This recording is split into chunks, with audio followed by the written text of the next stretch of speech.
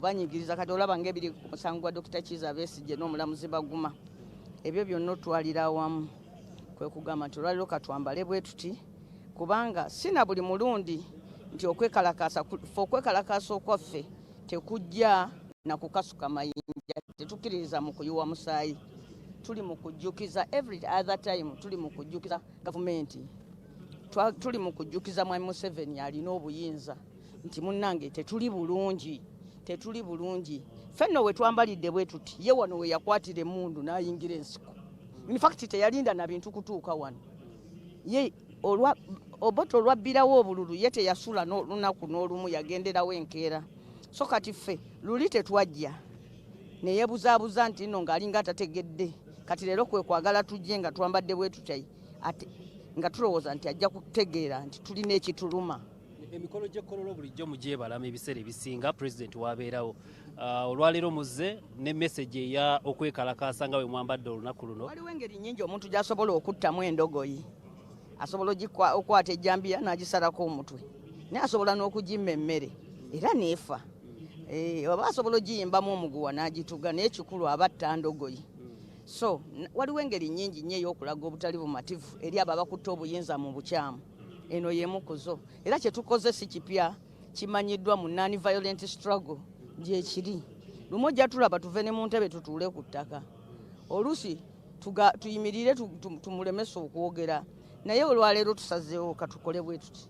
Kubanga ekirala bajeti eyo twagala tulina right ogyanukula. Ne ku saidi yaffe tulina okusoma bajeti.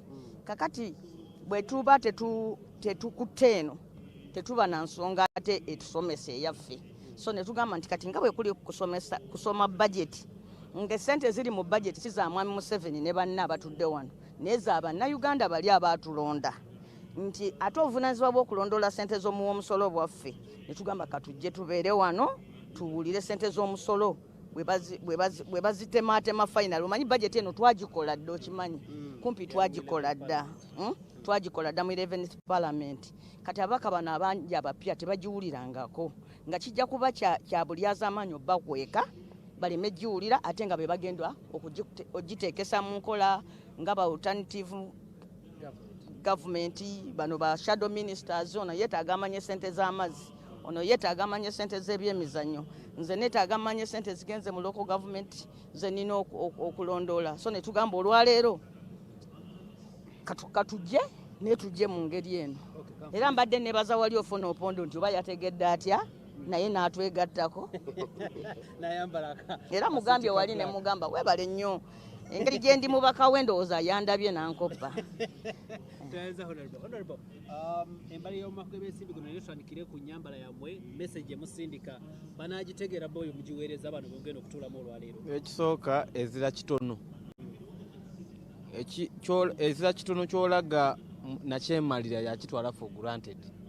Ife kino kye tuli kukola idi kye kitegeeza maama kukobya wano nti ye eteimu eno gye tulimu eno yeyagema mundu yandibaire nga tatulina nakutulinda kwambala tuti kubanga kiyalwanirira naawe ife twabeera mu parliament odo baatubikira ati omuntu waife tibaidde gyali ate nga bali kwidda kusoma mbyambalirira ebyembalirira bino bali kujja okusoma onako olwaleero bigemani ku mwana wowe gwe baabuzaawo oli kunteganya famire yoyi gwe baabuza ate nga tini yeyenka. So nga kituwaliriza okuyida wano okulaga omukulu oyo nti munange bino byewalwanirira tuli mu maziga tuli mukulira maziga n'abannayuganda bayikulira maziga ate abannayuganda ife basinga okuba representinga mu mbeera oti neeno. So tulidde okumulaga nti bino byolikola byona ekisooka ati kujja kuyamba munnayuganda. Uganda ebandibwa etiriyoni 13.9 oli kuntegeera esente eri mu budget muno olumuzi nono kujja mu mabanda eno kitegeeza ndi budget eri pro people. Tulikulira maziga.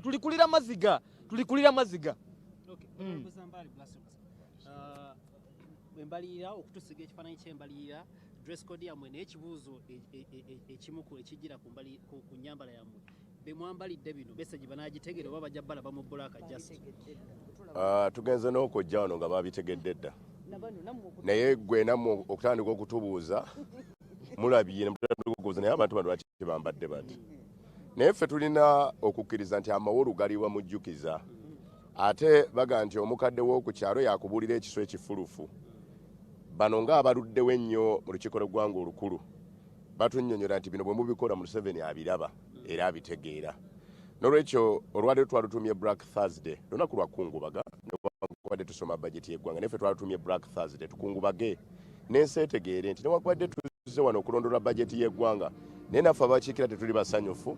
Nze ntaddeko ne embulemu gyolaba okubajjukiza nti abaana abasinga obungi abali mu makomera baana ba Buganda, baana ba Ssaabasajja Kabaka abaakwatibwa. Katikkiro wa Buganda ow'ekitiibwa Charles Peter Mayiga yali mu lukiiko lwa naye abantu bano lwaki temubatta abaakwatibwa mu bisanga ebitaliimu. Kakati ekyo kikulu tukibajjukiza. Kyokubiri twagala obategeeza nti eri abali mu bifo naye ng'obuwanguzi babba bubbe. Kakati twagala okutunulira abantu abakulu nga naawe omanyi wabba naye ng'otambula n'ekintu ekibbe. Tukibajjukize kwe kukungubaga kuno. Naye ne bajeti yennyini egenda okusomebwa terowoozeza ku muntu owa wansi. Nandaba wano ku BBS telefayina eyaffe nkakasa nti bw'ongamba wano nkutere ssente ku ssimu ng'ate oteeka ku Airtel bagibanja ne ku MTN toteekako bagibanja. Teeka ku ya muliraanwa wange nnyambe. Ye ggwanga mwe tuli. Kakati wotukosoma bajeti naye ng'abantu embeera eyo gye bayitamu. Tuba twagala okubalaga nti tukungubaga era embeera si nnungi naye kitulwese wano bamanye. Era n'abantu baffe abaatulonda bamanyi nti be tugamba bamputtu naye baagala okutulaba nga tugezaako nga tubajjukiza. Twagala bagenda okutomera naye nga ffe twabagamba nti awe mulaga wakyamu. N'olwekyo kye kitulwese abatulaba ku BBS telefayina okusaka kabina twagala okubategeeza nti twagala abantu baffe mubatte abaakwatibwa abantu be musibye okumala ebbanga. Ssemateeka waffe atugala okunyera nti omuntu yenna bw'aba avunaanibwa omusango gw'ozisibwa mu kkooti enkulu singa amala kwalimanda ennaku ezisukka mu 18 nga obujulizi bubabuze oyo bamutabuti ku kakalu akakooti. Naye n'abalamuzi ekyo balemereddwa okukitegeera. Eri abantu abasoma obutonotono singa abantu bonna babatadde. Kale ekitulese wano n'abatulaba tubajjukize nti bannange abaana baffe be mwakwata tebalina musango mubate. Ekyokubiri eggwanga lino likyali mu maziga likaaba olw'ebyo ebitagenda bulungi mu kalulu ne be musibidde obwebagenda. Oli munnamawulire munnange okavaliriza ku mawulire nga tonaba kujja wano mu Parliament bannayuganda baasuubiranga balindiriranga embalirira eno nga beeraba ekifaananyi kyabwe mu mbalirira egenda okusomebwa. Ey'omulundi guno bigenda bikyukamu abasinga obungi ku mirimu gyabwe begguliddewo bakola. Olowooza kiki ekiviiriddeko bannayuganda okubanga olunaku nga luno tebakyalulaba ng'olwogera gye bali? Ekita ekitava ku ssengejero kijjula wankindo. Bwegana n'abantu bennyininyini bakizuula nti n'abakulembera tebakyamukkiririzaamu. Abantu ekyabateekanga ku TV balabe bajeti kubanga ebyo ebyayogerwanga mu bajeti nga bikola. Naye kati ebyaffe nebeera mu bajeti tebikola. Walabira olunaku lw'eggulo nga batunyoola omukono okuyisa ebbanja ffe lye twagaanye nga tugamba bane temusobola kutukwata nga mumenya amateeka nga tumala gayisa ebbanja tetwannaba kukkaanyaako. Weewola otya ng'ennaku z'omwezi 3 June financial year egenda kuggwako nga weewola kati. Naye nga wali olina okwewola ebbanja eryo mu mwaka gwa 2021 n'olinda ebbanga eryo lyonna nga teweeboze. Ekyo kituleetera obuzibu nti gavumenti eno twewola amabanja ne gasigala ku akawunti nga tegakozeseddwa ne tutandika okusasulwa omutemwa ogw'okuzzaayo interest naye nga ne ssente tuzikozesa. N'olwekyo abantu be baazuula nti bano bye boogera ne bye bateeka mu buwandiike si bye bakola byabwe bajeti ne bagivaamu. N'olwekyo tubasaba mutuyambe eggwanga lino okuddayo ku mulamu omutuufu. Bano abantu mubanaabire mu maaso bwe bajja eyo nga babbi mubagaye muwabba tetwabalonda eggwanga lwe lijja okutereera. Ensonga eyo luli omuntu yafanga yawuliriza bajeti nti ng'amanyi nti leero amafuta agali kakaaga nga bwe bagenda osoma bajeti ngenda kumanya gagenda kudda ku 10 oba gagenda kudda 7 nga kimukwatako. Naye no gavumenti tekyafa ku bantu oba amafuta gagenda ku mutwalo yo bw'eba esoma bajeti ebyo tebigikwatako eyongerako bwongezi muki musolo. Kati abantu bayiga nti bajeti si yaffe wabula bajeti yakwongera kutujjamu misolo. Kati tebakyayagala kuwuliriza wakuba n'enkola ya bajeti nayo yakyuka.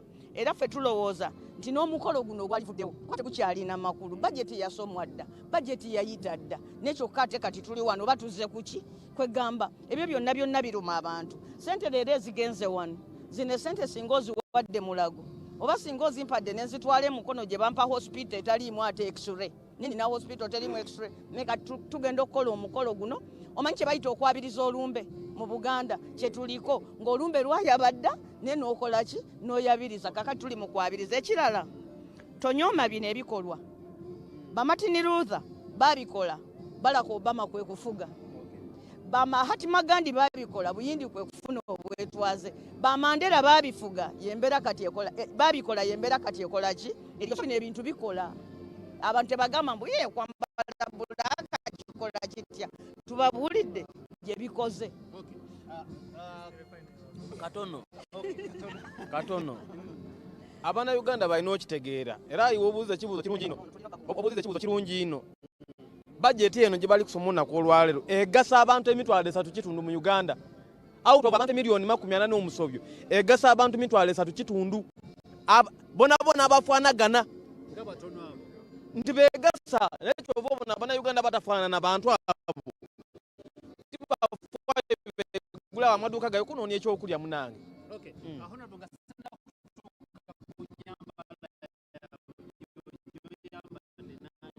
Bonna bali wano batuwuliriza kubanga Abannayuganda balinga abaggwamu essuubi balinga abatasuubira kipya ku myaka 40 naye ffe nga abaka baabwe basitekamu obwesige tugambye katujje tubeerewo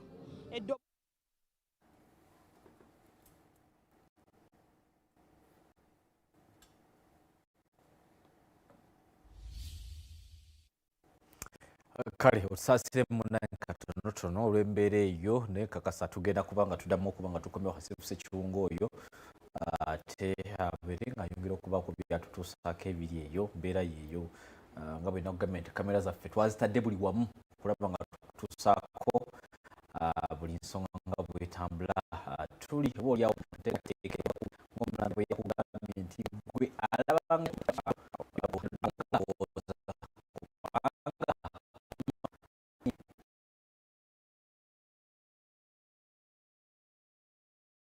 agenda ogenolete ebintu ebikadde babijjeko omusolo mungi ate ogaesengana ziteeka mu bulimi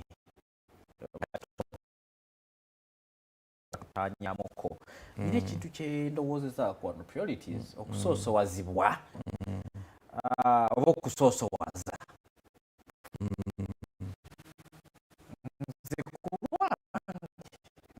ndaba sectors ddala connecting tunulira naga nti ministry evunanyizibwa ku nsonga z'ebyobulimi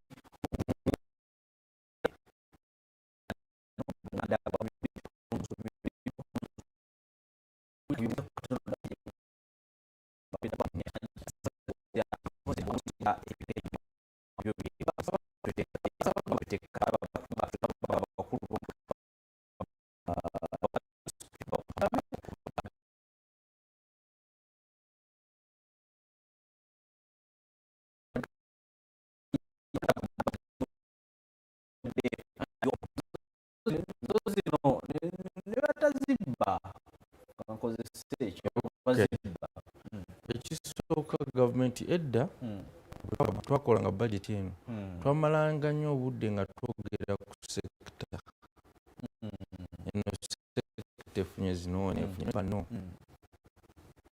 twali tuleese ekizibu nga minisitule zirwana kufuna ssente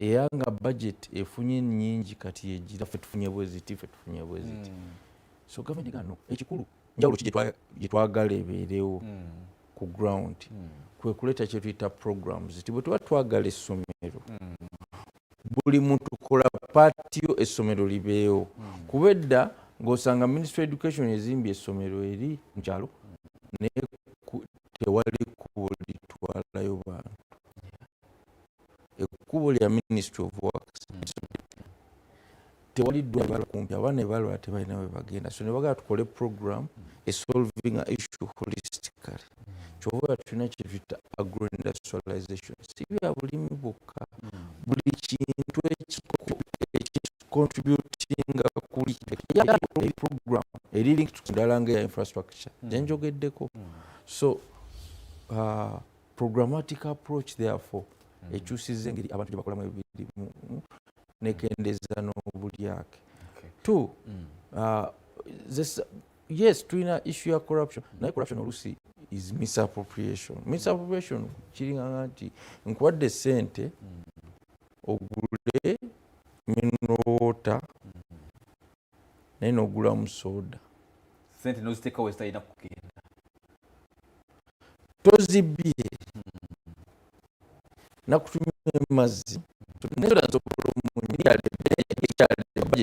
Yes. So kati bantu bateekwa separating ebintu kubanja abantu nga balinga abatabula okubba n'enkozesa sente tali ntuufu. Oyinza okukozesa ekintu ekitali kituufu naye nga kigasa munnansi.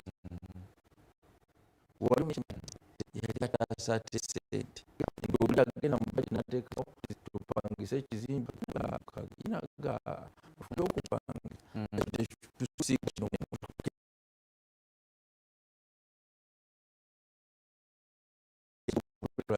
kuteekamu olugezigezi nti okekereza tokekereza sente zikole ebyali zino kuba zaali zimaze okuyisibwa. Yes. So yeyo issue nti yes obulyake weebuli obubbi weebuli naye tulinamu ne instances ezo nga oli just agezaako kukyusa budgeted purpose naye nga tagoberedde market. Kadukira parliament yokka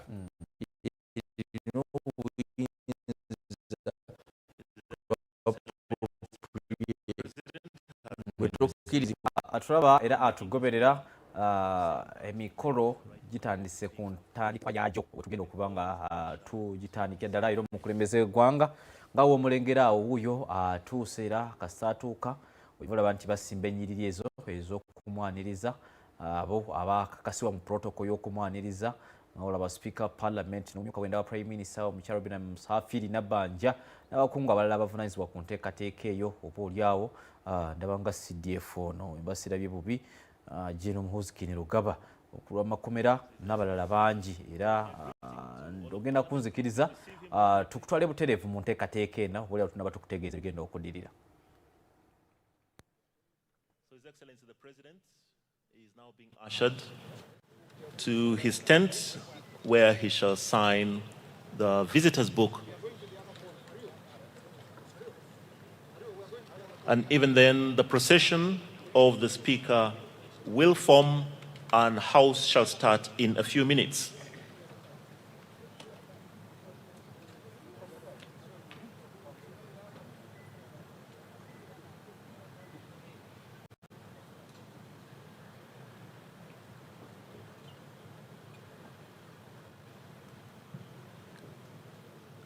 So for those of you who cannot see from where you are, His Excellency the President is signing the visitor's book. It's traditional that every time Parliament hosts a guest at the level of His Excellency the President, they will sign in the visitor's book. Now this is a very special day for the presentation of the budget, not only in Uganda, but across the East African states. And as soon as His Excellency has signed, then the procession of the Speaker will form and the House will start.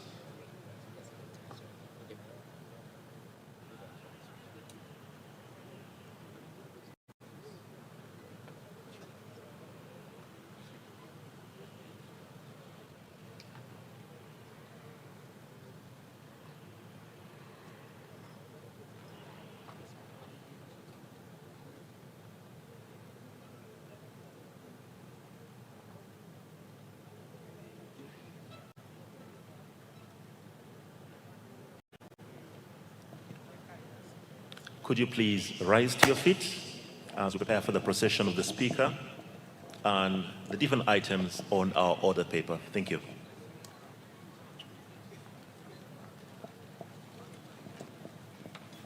Honorable members, His Excellency the President and Mr. Speaker.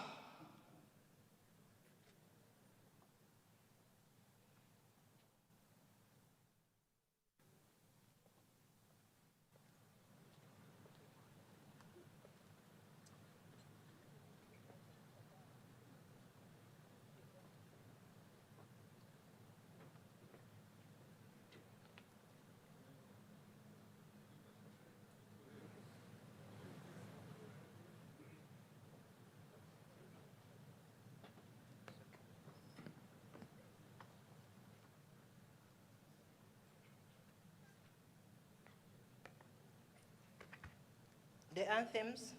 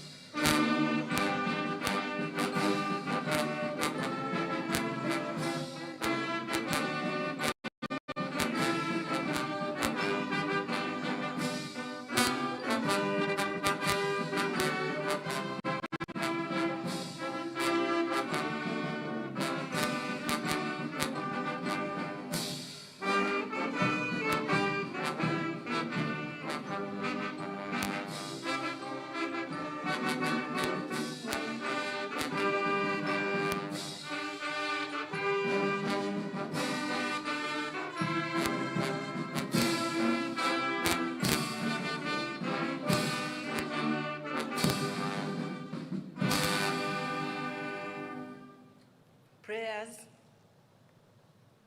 Almighty God, who in your infinite wisdom and providential goodness has appointed the officers of leaders and parliament for the welfare of society and the just government of humanity, we beseech you to look upon with abundant favor these your servants whom you've been pleased to call to their performance of such important trusts in this land.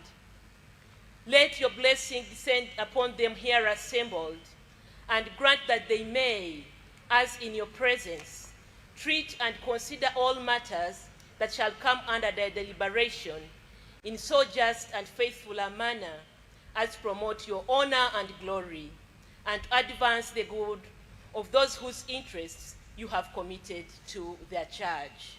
Amen.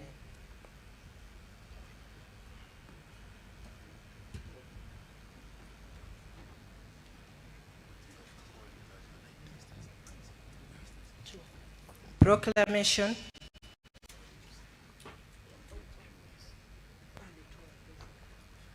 Whereas under Article 1012 of the Constitution of the Republic of Uganda, His Excellency, the President of the Republic of Uganda, may, in consultation with the Speaker, address Parliament from time to time on any matter of national importance, aware that His Excellency, the President of the Republic of Uganda, has, in accordance with Article 1012, indicated to the Speaker of Parliament his intention to address Parliament and the nation on the national budget for the financial year 2026-2027.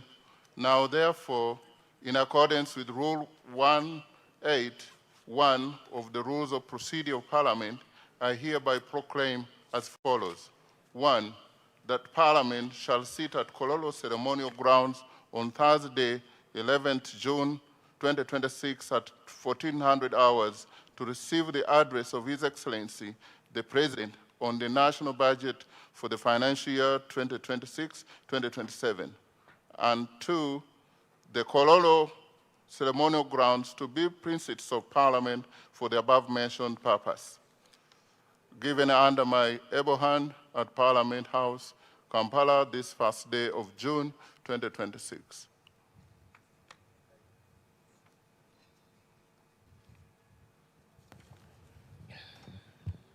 Administration of oaths.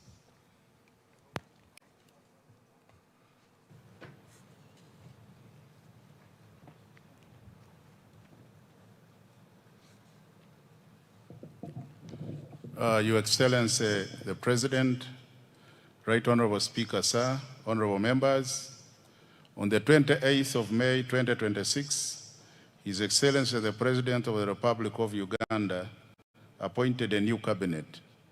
Among those appointed were non-members of Parliament who were duly approved by the Parliamentary Appointments Committee and sworn in as ministers.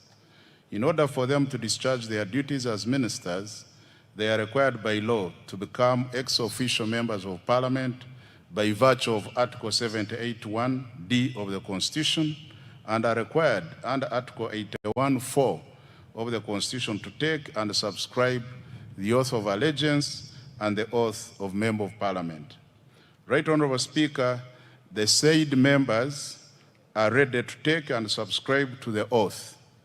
May I therefore request for your permission, Right Honorable Speaker, to invite them for the aforementioned purpose.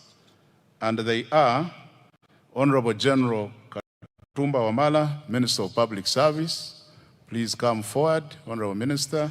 Honorable Sebugwao Joyce Juliet Nabosa, Minister of State for Information, Communications, Technology, and National Guidance, Information. Honorable Siraj Musa Ali, Minister of State for Works and Transport, Works. I seek for your permission, sir, to allow them to access the chambers. Permission granted.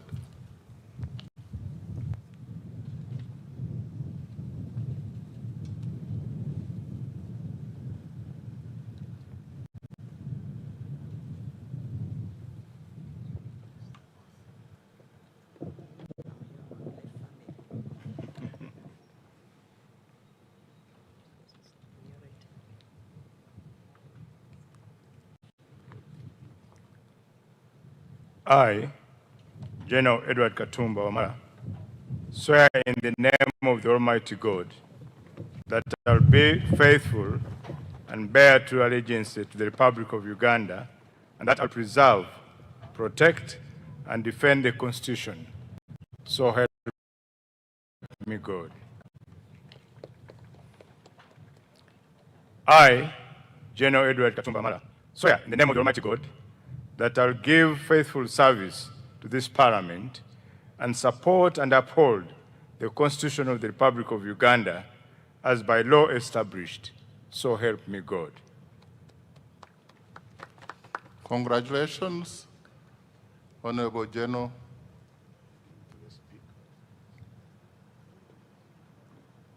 And welcome back to the House. Thank you. You'll need to append your signature to confirm that oath you've just made, and you'll receive a copy of the Constitution and the rules of procedure to enable you to execute your duties as a Member of Parliament. Kindly turn it. Honorable Sebugwao Joyce Juliet Nabosa, Minister of State for Information, Communications, Technology, and National Guidance, Information.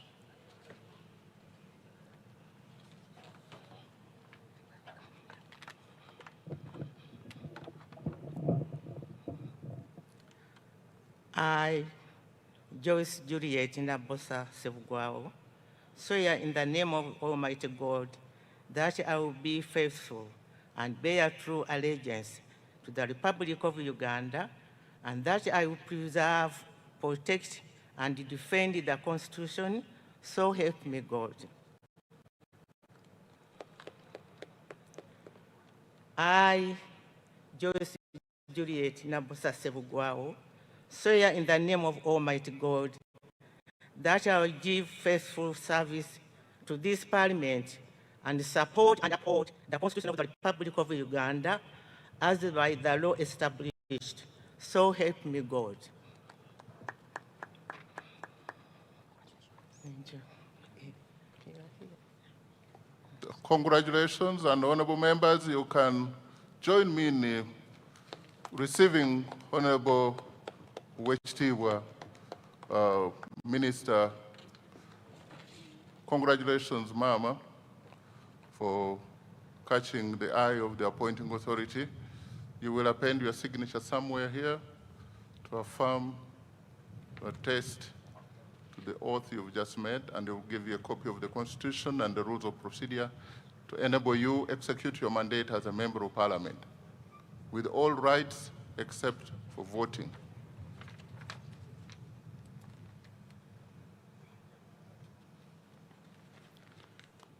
Honorable Siraji Musa Ali, Minister of State for Works and Transport, in charge of works.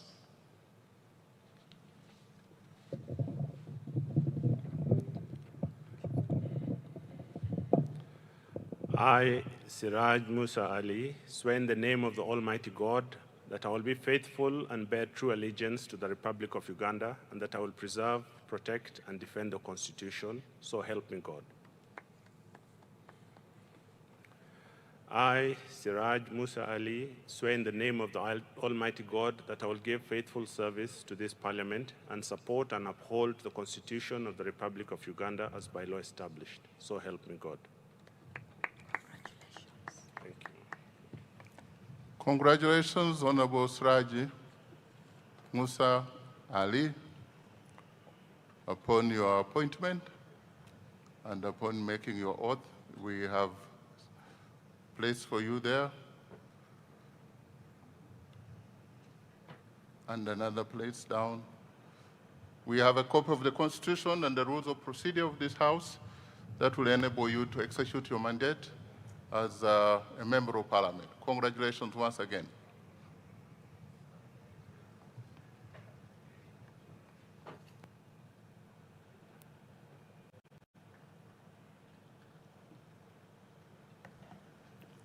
Item number 5, communication from the chair.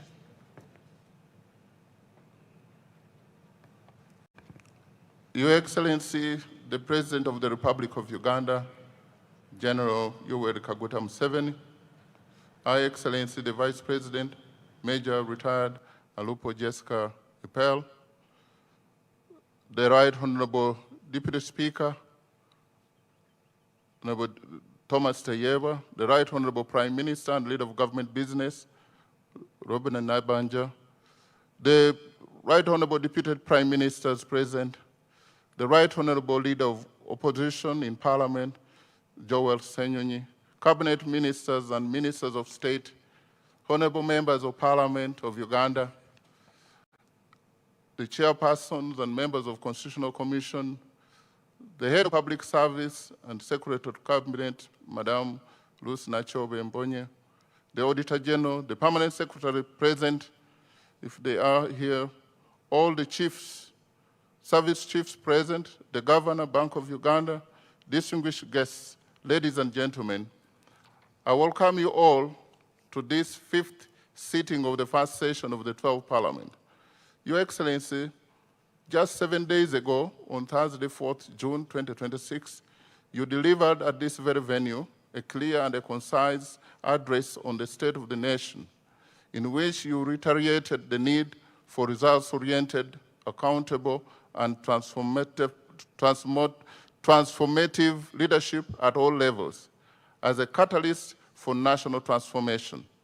Your Excellency, as we Pride in the honor of hosting you once again here today, I take the privilege of informing you that the members of this 12th Parliament not only heard, but also listened keenly and embraced your words of wisdom. The fight against corruption and non-performance is not the executive's fight alone. It is Parliament's fight as well. And together, in harmony as a nation, we will win it. Honorable members, during today's sitting, His Excellency the President will deliver the budget speech for the financial year 2026-2027 in fulfillment of his constitutional obligation under Article 1151 of the Constitution of Uganda, which states that the President shall cause to be prepared and laid before Parliament in each financial year, but in any case not later than the 15th day before the commencement of the financial year, estimates of revenues and expenditures of government for the next financial year.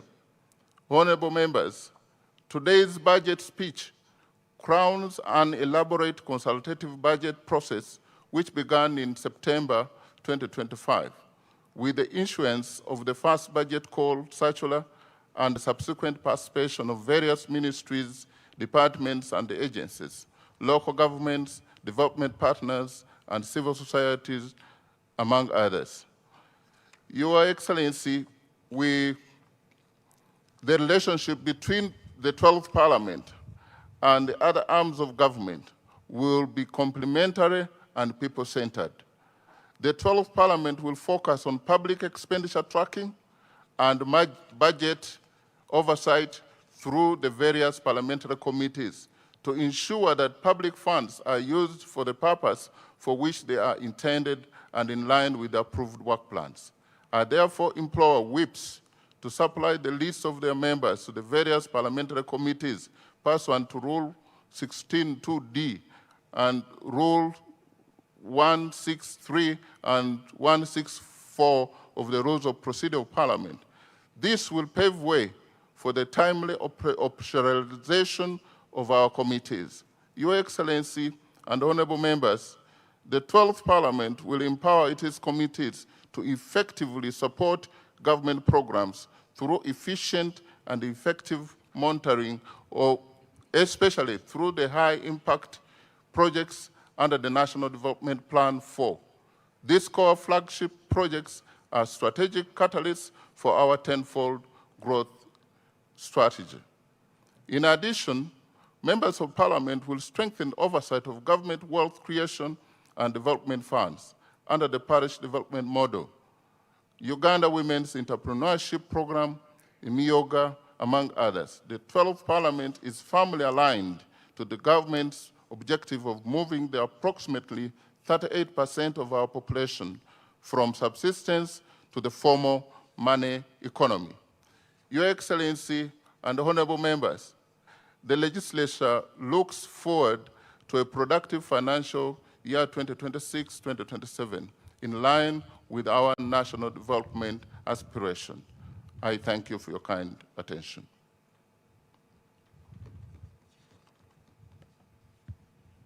Item number 6, presentation of the budget speech. Honorable members, as it is the practice, the Minister of Finance, Planning and Economic Development will deliver the budget speech on behalf of His Excellency the President, after which the President will make additional remarks. I now invite the Minister of Finance, Planning and Economic Development to deliver the budget speech.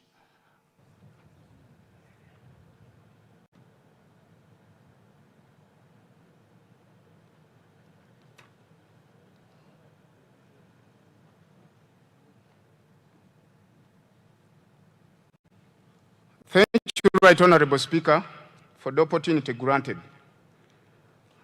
I did not grant you an opportunity, but you have accessed the microphone.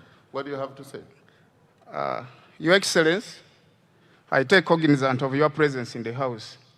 Right Honorable Speaker, my procedure matter arises under Rule 11, Sub-Rule 5, and the Rule 26, Sub-Rule 2 of our Rules of Procedure. Right Honorable Speaker, specifically, Rule 11, Sub-Rule 5, verbally reads, the constitution of the Commission under this rule shall be done during the first meeting of the first session of a new parliament. Right Honorable Speaker, I'm aware that the side of the leader of opposition has already nominated the commissioner amongst the 4 bench commissioners. That is Honorable Nambeshi. But the side of the government, we have not seen any commissioner. Since the government chief whip is in place, isn't it procedurally right that we constitute this house to its fullest, so that to mandate its function?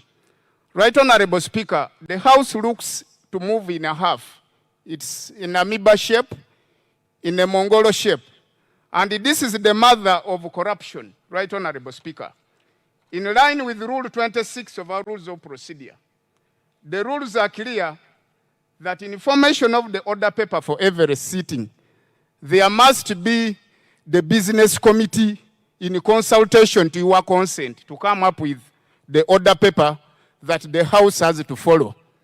I'm wondering, Right Honorable Speaker, if it's not risky on your side, determining the entire task of the business committee just on your shoulder.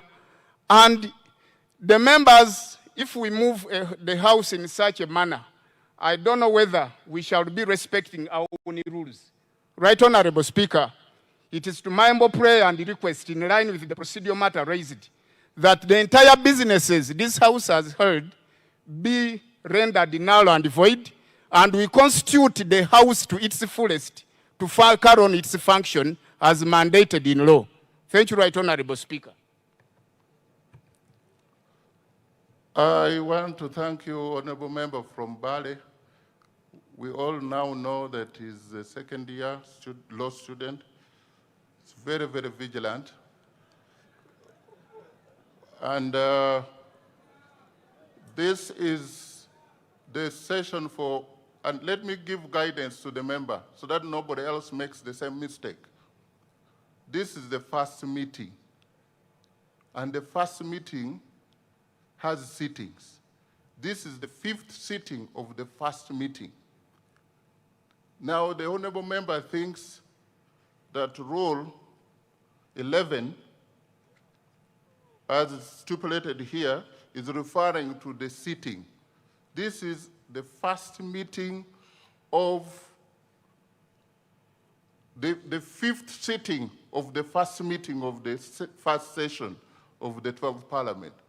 We need induction clerk very quickly and urgently to help members know the difference between a sitting and a meeting of Parliament. On the constitution of the, that's on the constitution of the Parliamentary Commission. On the order of business, Parliament is forming. I have no doubt that the clerk, as even of today, has written, and let me take the same opportunity to tell the government chief whip and the leader of opposition that we need lists, which I even communicated here, of all committee members and leadership and the commission. We need that urgently before the 26th of this month. There is nothing null and void except the statement made in a wrong way. Next item.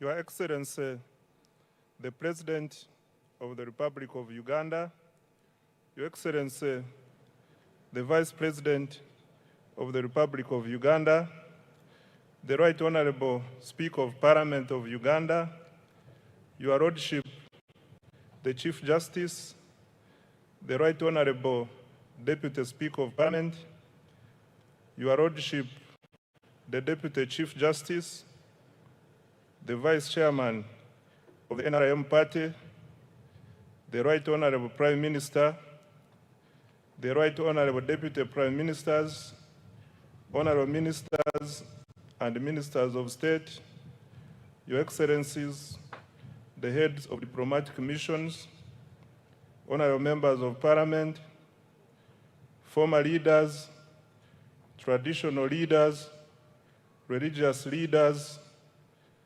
distinguished guests, ladies and gentlemen. Mr. Speaker, sir, in accordance with Article 155 of the Constitution of the Republic of Uganda and the Public Finance Management Act, CAP 171, and on behalf of His Excellency the President, I present to Parliament and the people of Uganda the national budget for financial year by this Parliament. In this speech, I will, number one, present the recent performance of the economy and the outlook. Two, account to the people of Uganda on commitments made in financial year 2025-2026 that is coming to an end in a few days. Three, highlight government priorities for financial year 2026-2027. And four, outline the strategy for financing the budget. Right Honorable Speaker, allow me to begin by congratulating His Excellency the President and the National Resistance Movement upon the resounding victory in the recently concluded general elections. I congratulate upon assuming chairmanship of the East African Community. Is in recognition of his exemplary leadership and passion for advancing regional integration and Pan-Africanism. I also congratulate Her Excellency the Vice President, Right Honorable Speaker, Right Honorable Deputy Speaker, Right Honorable Prime Minister, colleagues, honorable ministers, honorable members of Parliament, and all other leaders elected to serve our country during this important phase of Uganda's development. Mr. Speaker, sir, I wish to thank His Excellency the President for the confidence he has placed in me and my political leadership team by entrusting us with the responsibility of leading the Ministry of Finance, Planning and Economic Development. I also would like to thank and congratulate my senior, Honorable Matia Kasaija, for the leadership and mentorship in the past 10 years. Your Excellency, we accept this responsibility with humility, determination, and a clear understanding of the task before us. That task is to accelerate wealth creation, eliminate poverty, create productive jobs, and transform Uganda into a $500 billion economy in the shortest possible time. Right Honorable Speaker and colleagues, Uganda enters this new political term from a position of strength. Unlike many previous election cycles that were characterized by high inflation, exchange rate instability, and macroeconomic uncertainty, our economy remains stable and resilient and is growing rapidly. Mr. Speaker, this achievement is not accidental.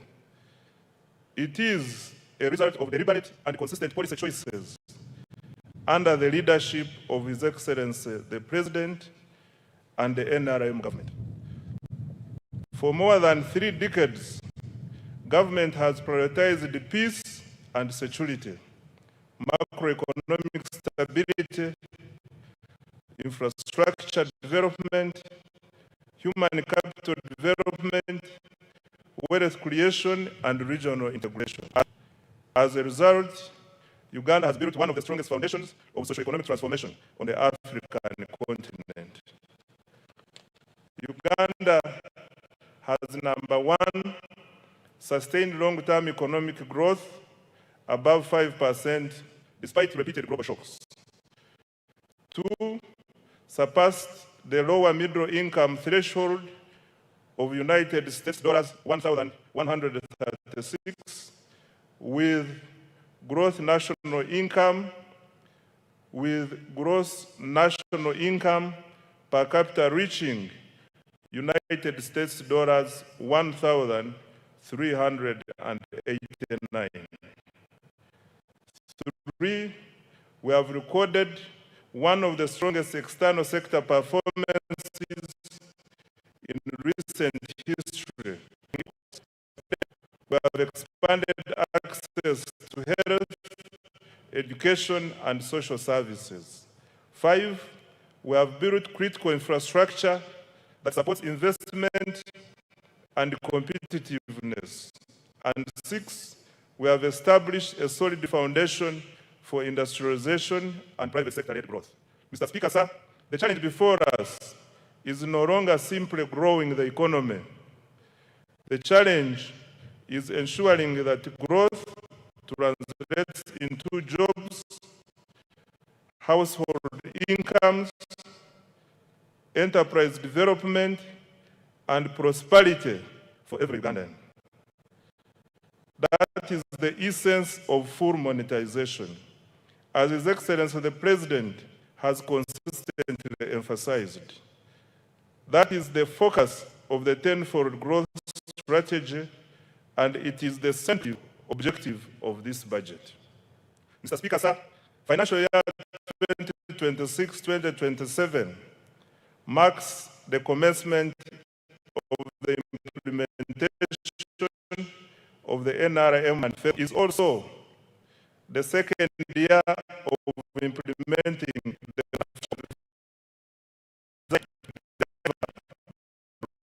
tenfold growth strategy. Mr. Speaker, sir, and honorable colleagues, in supporting the gains, we have maintained the financial year 2026-2027 budget theme as full monetization of Uganda's economy through commercial agriculture, industrialization, expanding and broadening services, digital transformation, and market access. This theme is aligned with the East African Community Budget theme of deepening regional integration and economic resilience through improved regional security, domestic revenue mobilization, and digital transformation for inclusive growth. On the recent economic performance and outlook. Mr. Speaker, sir, despite geopolitical tensions, global trade disruptions, and continued uncertainty in the world economy, Uganda's economic outlook remains strong and positive. The economy is stable, inflation is low, the exchange rate is stable, exports are rising,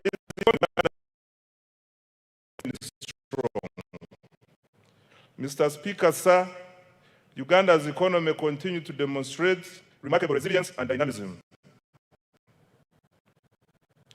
Economic growth for financial year 2025-2026 is estimated at 6.4% in financial year 2024-2025. The size of the economy is projected to increase to approximately United States dollars 69.3 billion, equivalent to Uganda shillings 250.4 trillion by the end of June 2026. In purchasing power parity terms, Uganda's GDP is estimated to be United States dollars 197.1 billion. GDP per capita is projected to increase to United States dollars 1,420, equivalent to approximately Uganda shillings 5.1 million per person.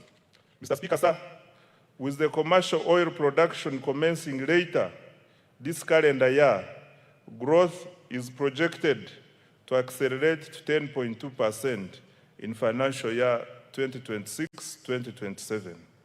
This will mark Uganda's first return to double-digit growth since the reforms of the 1990s. Most importantly, a larger economy will accelerate more jobs, raise household incomes, expand opportunities for businesses, and generate the resources required to invest in quality education, health care, infrastructure, security, and other public services that improve the lives of Ugandans.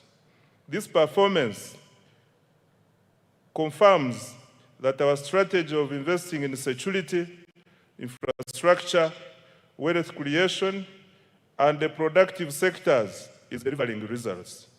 I thank His Excellency the President for his steadfast leadership, strategic guidance, and insistence on phased prioritization. Mr. Speaker, I wish to repeat this one. This performance confirms our strategy of investing in security, infrastructure, wealth creation, and the productive sectors is delivering results. I thank His Excellency the President for his steadfast leadership, strategic guidance, and insistence on phased prioritization. Colleagues, I invite you to give His Excellency the President a round of applause. I now come to inflation. Mr. Speaker, sir, inflation remains low and stable. Average inflation during financial year 2025-2026 is estimated at 3.8%, compared to 3.5% recorded the previous financial year. This stability has been supported by effective coordination between fiscal and monetary policy, stable food prices, and improved management of fuel supply. Low inflation protects household incomes, supports business planning, and strengthens investor confidence.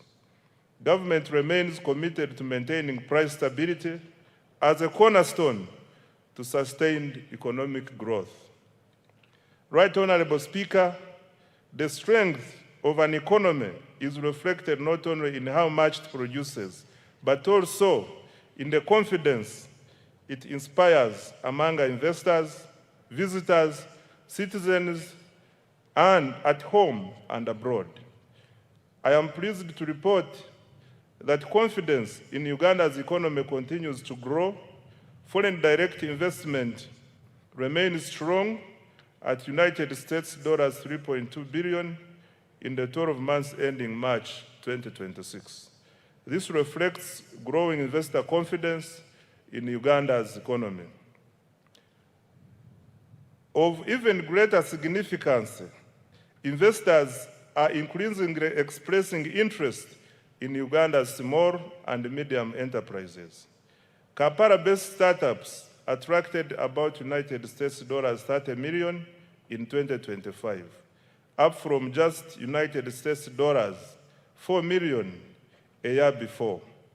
This surge signals growing confidence in Uganda's innovation ecosystem and affirms our emergence as a destination for entrepreneurship, technology, and investment.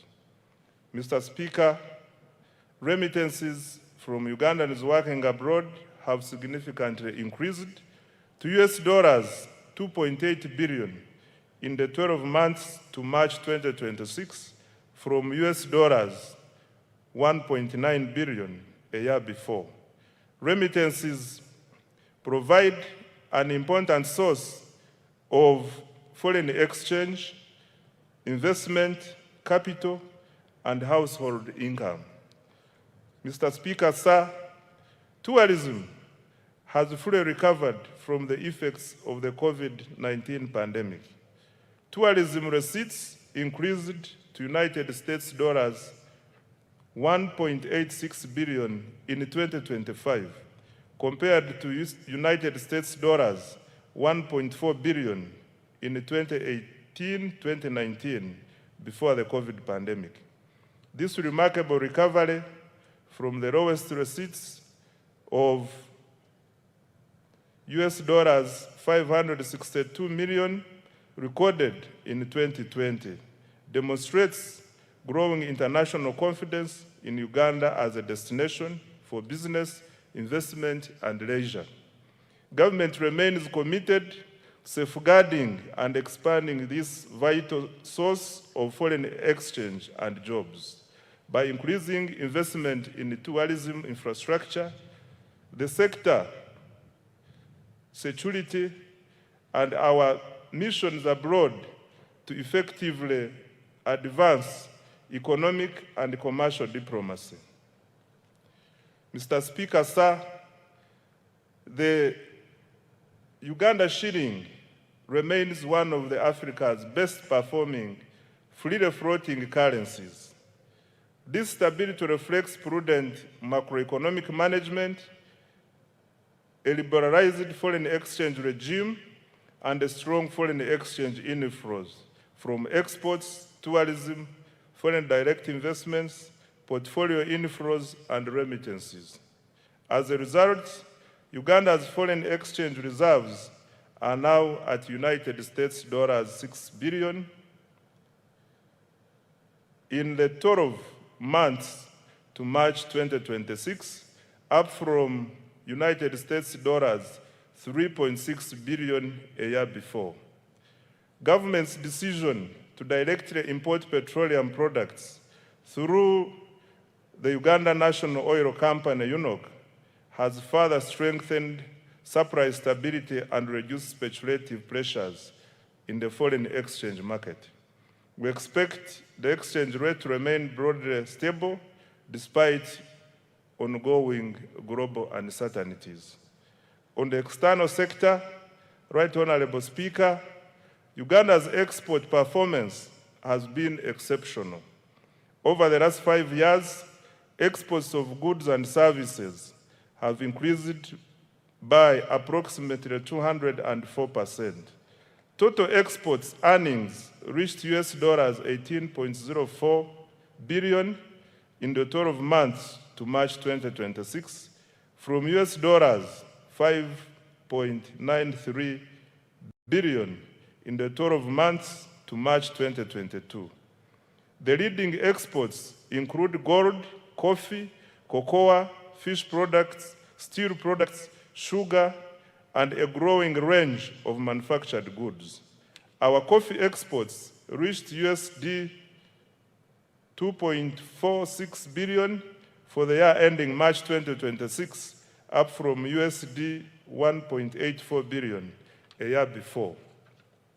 Uganda's exports mainly go to the Middle East, which accounts for $6.3 billion.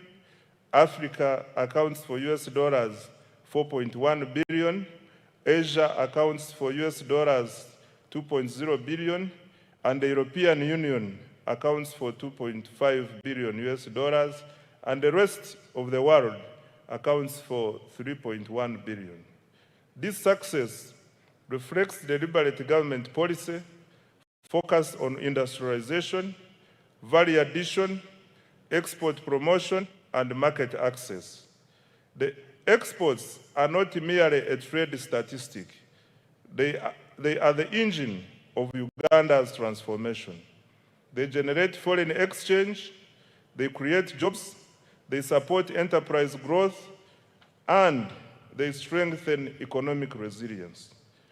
As a result of strong export performance, remittances, and investment inflows, Uganda recorded a balance of payment surplus of United States dollars 2.47 billion, 12 months to March 2026, the highest in 15 years. On employment creation, Right Honorable Speaker, the ultimate test of economic policy is whether it improves the livelihoods of our people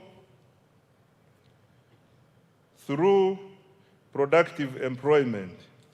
Uganda's economy is gradually undergoing structural transformation.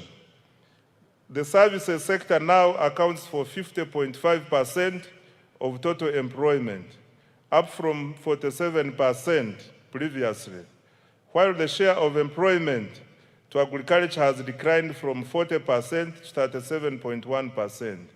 On the other hand, industry accounts for approximately 12.4% of total employment.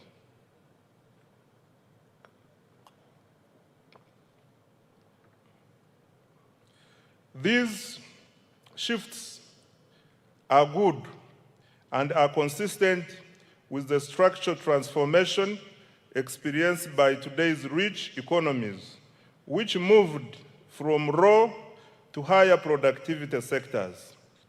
Mr. Speaker, sir, the capacity of our economy to generate formal employment continues to improve. Employment in private formal establishments has increased by 245%, from approximately 672,300 workers in financial year 2016-2017 to over 2,319,683 workers in financial year 2024-2025. This is in addition to the 503,738 public sector jobs and 10,513,14 informal jobs reported in April 2026. This growth in jobs confirms that Uganda's economy is not only growing, but also creating productive jobs for Ugandans. This is on account of deliberate government interventions to create jobs through industrialization and wealth creation. However, creating more productive jobs for our rapidly growing population remains an urgent economic priority. This is why government is investing in ATMs and enablers to create jobs at a scale, especially for young people. Going forward, every major intervention in the national budget will ultimately be judged by its contribution to jobs, incomes, and improved livelihoods. On fiscal performance, Mr. Speaker, sir, government's capacity to finance its development agenda using domestic resources continues to strengthen. This financial year, domestic revenue collections are projected at Uganda shillings 35.7 trillion, compared to Uganda shillings 32.3 trillion collected the previous financial year. Mr. Speaker, this financial year 2025-2026, domestic revenue from taxes, non-tax revenues, and local government revenues funded up to 80.9% of the total discretionary budget of Uganda shillings 44.1 trillion. The discretionary budget includes all funds allocated to implementing programs excluding debt and other government obligations. This represents significant progress towards fiscal self-reliance and reduced dependence on external financing. Mr. Speaker, sir, increasing domestic revenue is not merely a fiscal objective. It is a sovereignty objective. A country that finances its development from its own resources enjoys greater policy independence, resilience, and sustainability. Therefore, government will continue to strengthen domestic revenue in line with the domestic revenue mobilization strategy, while preserving incentives for investment, production, and enterprise growth. In financial year 2026-2027, domestic revenue is projected to increase to Uganda shillings 45.6 trillion from Uganda shillings 35.7 trillion in financial year 2025-2026, equivalent to 15.9% of GDP. The additional resources will support investments in the wealth creation, ATMs, and their enablers.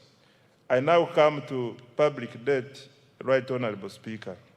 Mr. Speaker, as of December 2025, Uganda's total public debt stood at United States dollars 34.86 billion, equivalent to approximately Uganda shillings 126.19 trillion.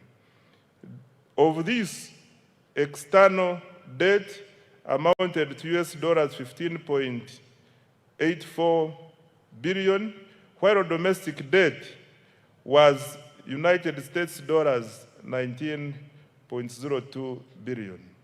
This translates into a debt to GDP ratio of approximately 53.0%. Mr. Speaker, public debt should always be assessed alongside the assets it finances and the economic returns it generates. Over the past 10 years, Uganda's debt has financed strategic investments that are transforming the productive capacity of our economy. These investments include, number one, integrated transport infrastructure, which accounts for 31.1% of the debt. Number two, electricity infrastructure, which accounts for 19.3%. Three, water infrastructure, which accounts for 10.3%.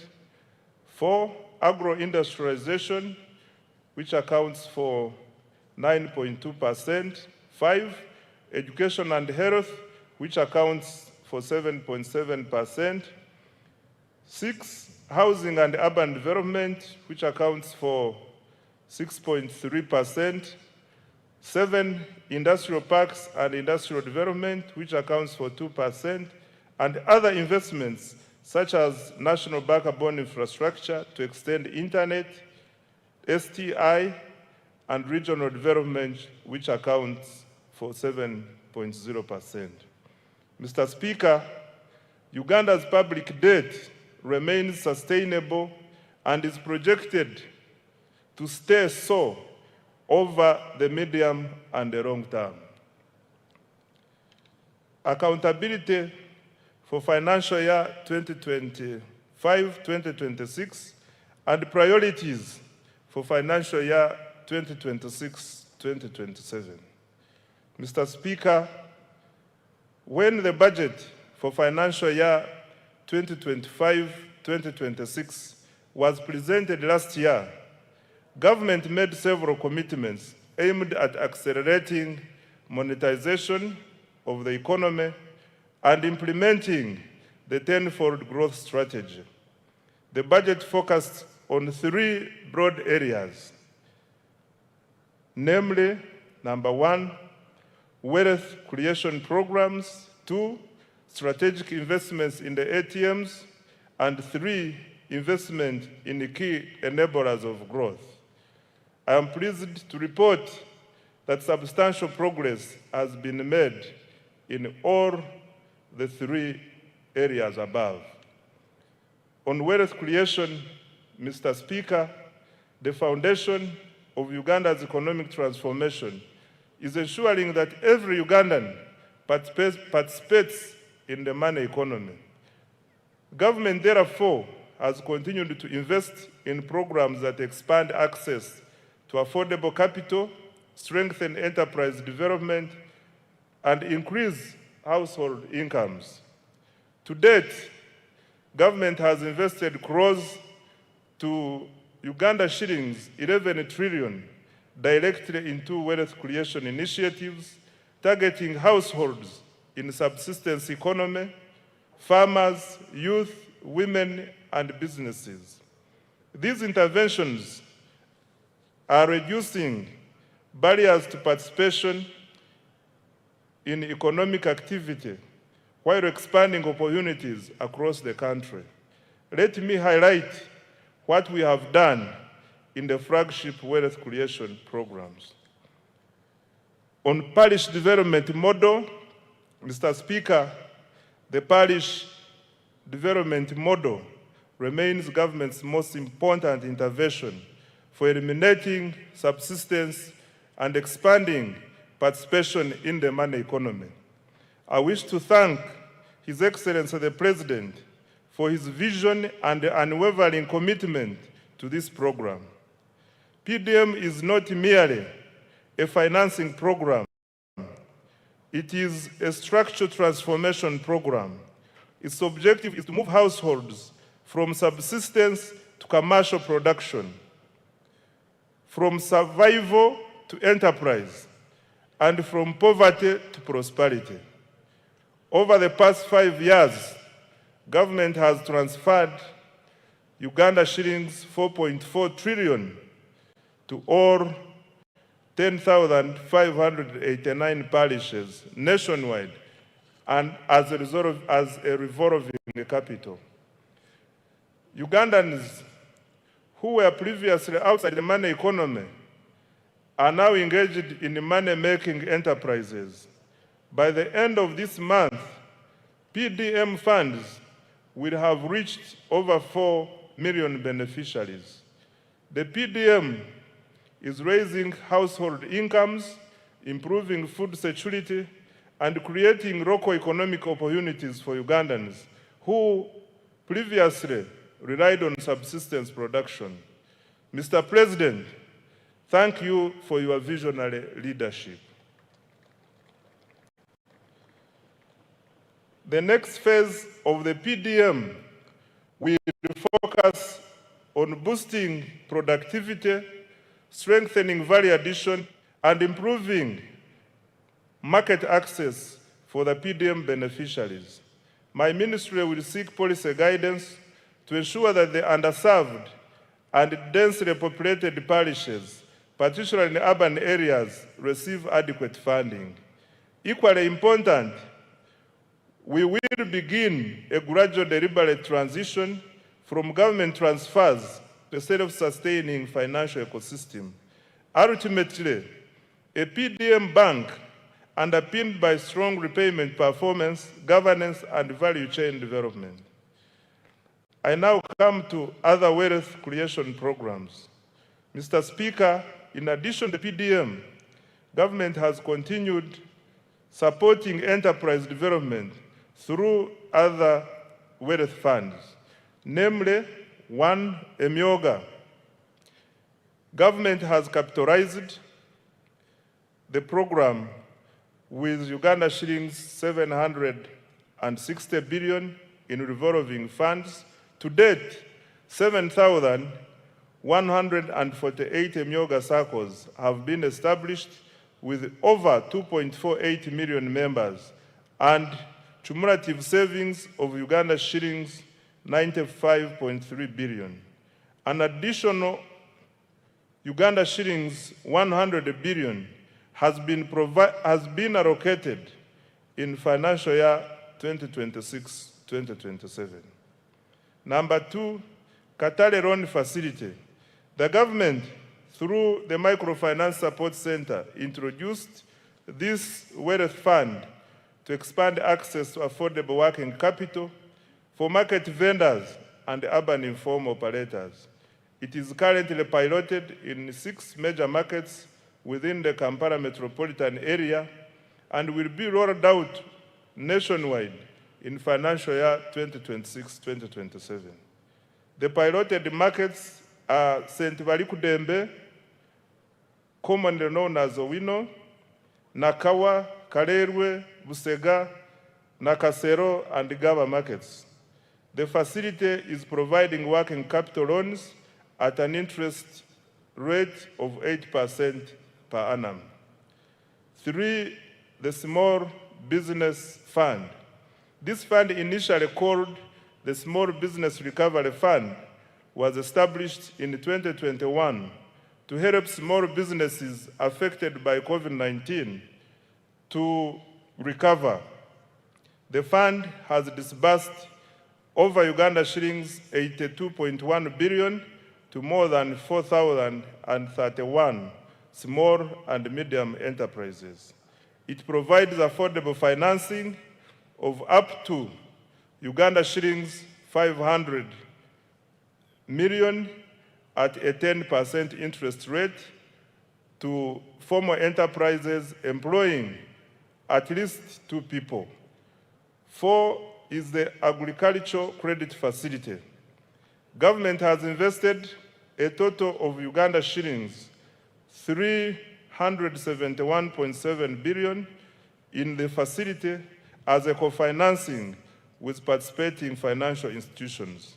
The facility has cumulatively disbursed Uganda shillings 1.35 trillion to more than 14,000 beneficiaries. In financial year 2026-2027, an additional Uganda shillings 47.68 billion has been allocated to further capitalize the facility. 5, large-scale commercial farmers financing scheme. In financial year 2025-2026, Uganda shillings 41 billion was provided for interest payments on behalf of the large-scale farmers cultivating over 50 acres of grain and animal feeds.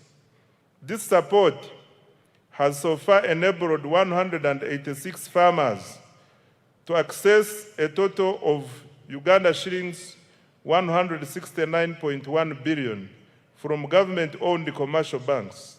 The farmers are expected to repay the principal while government pays the interest on their behalf.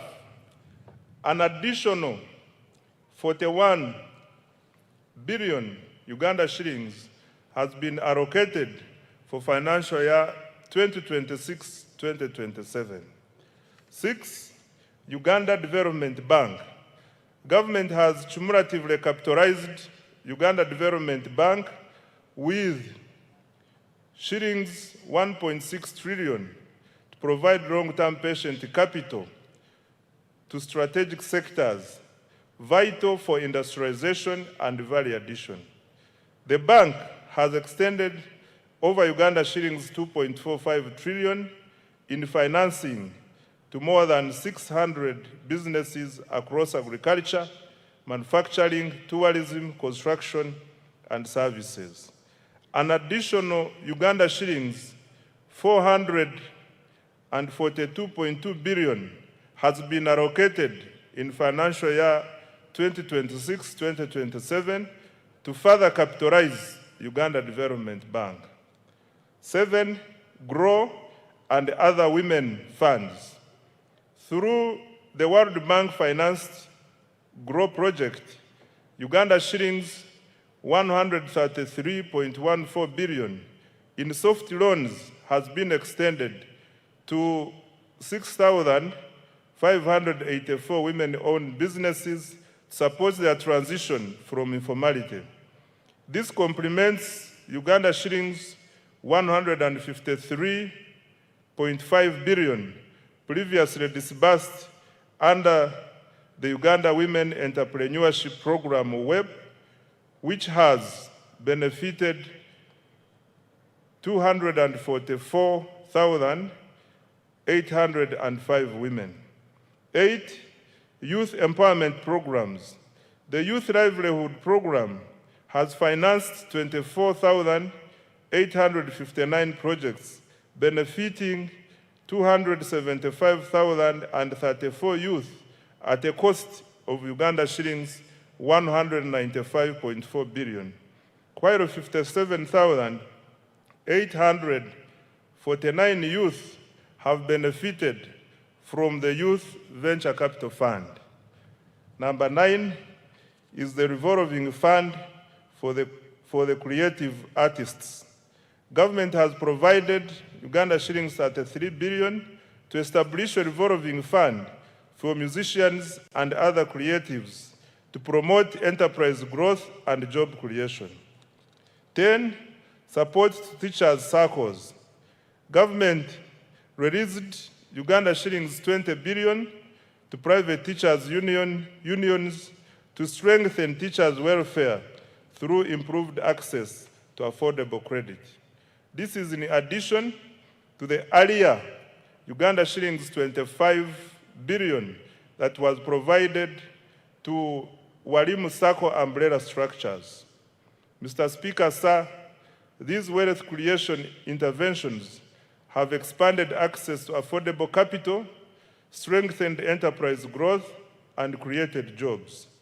In financial year 2026-2027, government has allocated an additional Uganda shillings 2.49 trillion in wealth creation programs to accelerate monetization of the economy and expand wealth creation.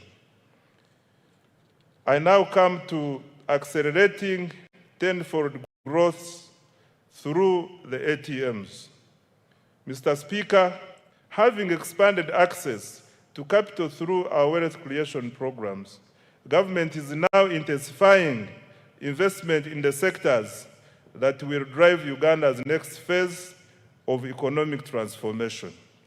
These sectors are collectively known as the ATMs, i.e. number 1, agro-industrialization, number 2, tourism development, 3, mineral-based industrial development, including oil and gas, and 4, science, technology, and innovations, including ICT and the creative arts. These sectors are deliberately selected because they represent Uganda's strongest comparative advantages and possesses the greatest potential to generate exports, jobs, incomes, and investment. Together, they form the engine of the tenfold growth strategy. The objective is simple: to convert Uganda's natural resources, human capital, and innovation into wealth, jobs, and prosperity. And I would like now to detail each. Under agro-industrialization, Mr. Speaker, agriculture remains the backbone of Uganda's economy. It employs millions of Ugandans, supplies raw materials to industry, produces exports, and sustains livelihoods across the country. However, Uganda's future prosperity will not come from producing more raw commodities alone. It will come from increasing productivity, expanding value addition, strengthening agro-processing, and improving market access. Government, therefore, continues to invest strategically across the entire agricultural value chain. Mr. Speaker, agricultural transformation begins with science. This year, government made significant advances in agriculture research and genetics. The anti-tick vaccine facility at the National Livestock Resources Research Institute in Natchez, Sasa, was completed and is now operational, producing about 36 million doses, serving 18 million livestock in the first year. The government also produced foot and mouth disease vaccines and continued to advance research on disease-resistant crops and livestock breeds. These investments will reduce production losses, raise productivity, and increase farmer incomes. On water for production and irrigation, Mr. Speaker, climate change continues to expose farmers to significant weather-related risks. Government is therefore accelerating investment in irrigation and water for production infrastructure to reduce dependency on rainfall. Progress was registered on several major irrigation projects, including Kabuyanda Dam in Isinjiro District, Atali in Burambuli District, Wadelai in Pakwach District, Achomai in Bukedea District, Namaisu in the Bududa District, Chembo Mbai in the Buko District, SIP irrigation scheme in the Burambuli District. Solar-powered irrigation schemes are also being rolled out across the country. These investments will support all year-round production, increase resilience, and improve agricultural productivity. On mechanization and animal health, Mr. Speaker, government continued developing regional agricultural mechanization centers and animal disease control centers to improve efficiency and productivity in the agricultural sector. Progress was registered in Chiruhura, Mbale, Chijandongo, Bunyangabo, Nakaseke, Katine, and several other districts. These facilities are improving access to modern agricultural equipment, veterinary services, and disease surveillance systems. On expanding commercial coffee production, Mr. Speaker, sir, coffee remains one of the Uganda's most important export commodities. Government has therefore expanded coffee cultivation into northern and eastern Uganda. During the year, 2 coffee mother gardens were established and over 1.4 million coffee seedlings distributed to 7,532 farmers in northern Uganda. This intervention will broaden participation in one of the Uganda's most profitable agricultural value chains. Financial year 2026-2027 priorities for agro-industrialization. Mr. Speaker, a total of Uganda shillings 2.26 trillion has been allocated to the agro-industrialization program in financial year 2026-2027. This is the highest allocation ever to this program. Priority interventions include 1, agricultural research and innovation, including funding for anti-tick vaccine commercialization. 2, irrigation and water for production. 3, extension services, more extension workers and their facilitation to reach farmers. 4, provision of good quality agricultural input. 5, post-harvest handling and storage. 6, agro-processing and value addition. 7, quality assurance and certification. And 8, expanding market access. The objective is to move Uganda from exporting low commodities to value addition agricultural products. On tourism development, Mr. Speaker, sir, tourism is one of Uganda's most powerful export industries. It generates foreign exchange, it creates jobs, it supports thousands of enterprises, and showcases Uganda to the world. The following achievements have been registered this financial year.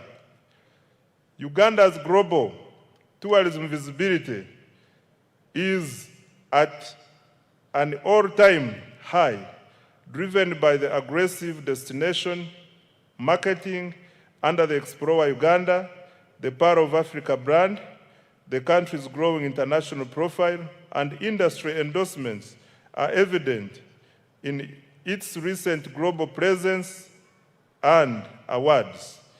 In the North America market, Uganda won the Best in Show Africa at the 2026 New York Travel and Adventure Show, bolstered by endorsements from the renowned travel journalists. In the Asian market, the country won the Best Exquisite Destination Award at the Outbound Travel Mart in Mumbai and gained strong visibility at the South Asia's leading travel and tourism exhibition in New Delhi. Mr. Speaker, government has intensified the international marketing of destination Uganda through participation in major tourism exhibitions and targeted promotion campaigns in Europe, the United Kingdom, North America, Asia, East Africa, and North Africa. Government also leveraged high-profile platforms, including the Africa Cup of Nations AFCON 2025 tournament in Morocco and the 2025 World Travel Market in London, to showcase Uganda's tourism potential and attract visitors.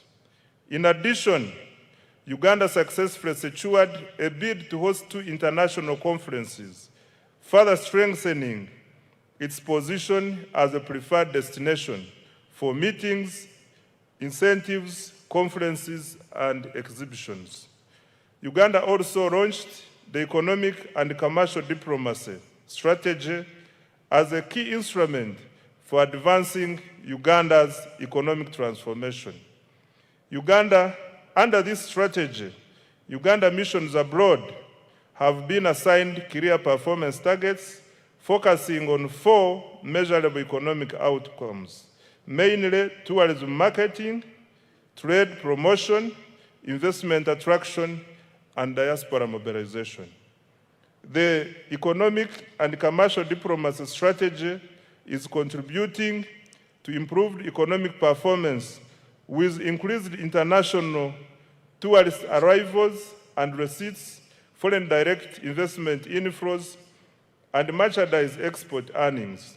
Government will continue to leverage its missions abroad to market Uganda as a preferred tourism, conference, and investment destination, expand market access for Ugandan products, attract strategic investors, and mobilize the diaspora to support national development. On tourism infrastructure, Mr. Speaker, government continued to invest in tourism infrastructure and attractions. Progress was made in the development of museums and cultural heritage sites in Moroto and Dokoro. Investments are also underway in the Gwenzori Central Circuit Trail, Chitagata Hot Springs, and visitor facilities at the source of the Nile in Jinja, including an observatory deck and a modern restaurant. Government also established a new wildlife education center in Mbale. These investments are enhancing visitor experiences and strengthening Uganda's competitiveness as a tourism destination. In financial year 2026-2027, the priorities under tourism are the following. Mr. Speaker, the government has allocated Uganda shillings 567.32 billion to continue developing the tourism sector next financial year. The priority interventions will include: 1, branding and marketing of Uganda as a tourism and investment destination; 2, tourism infrastructure development; 3, construction of highway sanitation facilities and tourism site refreshment centers; 4, improving and enforcing hospitality standards and training; 5, conservation and wildlife protection to increase wildlife population across the national parks; 6, health tourism; and 7, economic and commercial diplomacy. I now come to mineral-based industrial development. Mr. Speaker, sir, Uganda is richly endowed with minerals. However, sustainable transformation will come not from extracting minerals, but from processing and adding value to them. Government strategy is therefore to transform mineral wealth into industrial wealth, and the following steps have been taken in that direction. 1, government intensified mineral exploration and quantification. Geochemical surveys for gold were undertaken in Kasanda, Chiboga, and Mubende districts. Exploration confirmed an estimated 300 million tons of iron ore in Kabale, Rubanda, Ruchiga, Chisoro, Kanungu, Chiruhura, and Hoima districts. Surveys of copper prospects were conducted at the Bukusu carbonatite complex, which also has the potential for rare earth elements, as well as at the Boma and the Gwensakara sites. Evaluation of uranium, manganese, lithium, and nickel deposits is also ongoing across the country. Number 2, to add value to Uganda's limestone, a new Kiringa factory was commissioned in Moroto district to produce inputs for cement production. The factory operates a 6,000-ton per day clinker production line with annual production capacity of 2 million tons of clinker and 3 million tons of cement. The project is expected to save the country up to US $260 million annually in clinker imports and create up to 4,000 jobs. Number 3, government continued to make substantial progress towards fast oil. Construction of the East African crude oil pipeline and the central processing facilities is at advanced stage and nearing completion. The Tilenga and Kingfisher upstream development projects also registered significant progress despite logistical challenges arising from the ongoing conflict in the Middle East. During the year, 51 additional wells were drilled, bringing the cumulative number to 199 wells, exceeding the 189 wells required for fast oil production later this year. 4, government completed the first phase of Kabalega International Airport, providing critical logistics, infrastructure to support oil and gas development, tourism, trade and investment in the Albertine region. Number 5, through the Uganda National Oil Company, government continued the bulk procurement of petroleum products. This has strengthened fuel security and ensured uninterrupted supply despite disruptions in global energy markets. Consequently, Uganda experienced minimal fuel price volatility compared to several countries in the region. 6, in addition, government through UNOC acquired a 20.15% stake in the Kenya Pipeline Company. This is a strategic investment to strengthen Uganda's energy security and enhance the reliability of fuel supply. Given that over 95% of Uganda's refined petroleum products are imported through the Kenyan corridor, this investment will help secure access to critical petroleum infrastructure and support more predictable fuel supply and pricing. Financial year 2026-2027 priorities for minerals and oil and gas. Mr. Speaker, sir, Uganda shillings 473.51 billion has been allocated for mineral-based industrial development, mining, and oil and gas. And the priority areas include, number one, continued mineral exploration, quantification, and certification. Number two, continued capitalization of the National Mining Company. 3, establishment of the mineral market and buying centers. 4, operationalization of ECOP. And 5, development of the oil refinery. I now come to science, technology, and innovations. Right Honorable Speaker, no country has achieved rapid economic transformation without innovation. Science, technology, and innovation, including ICT and the creative arts, are critical drivers of productivity, industrialization, and competitiveness. They provide the tools to modernize production, create high-value jobs, and expand Uganda's participation in the global knowledge economy.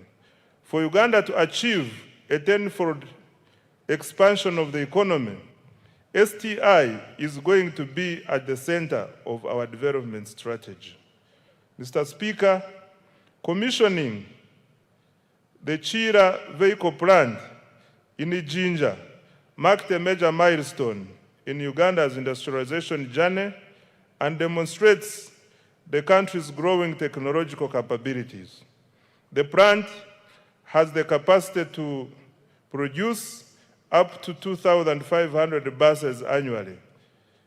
Despite being in its early stages of operation, Chira Motors has already made bus sales worth Uganda shillings 21.6 billion and received orders for 450 buses from Uganda and the region.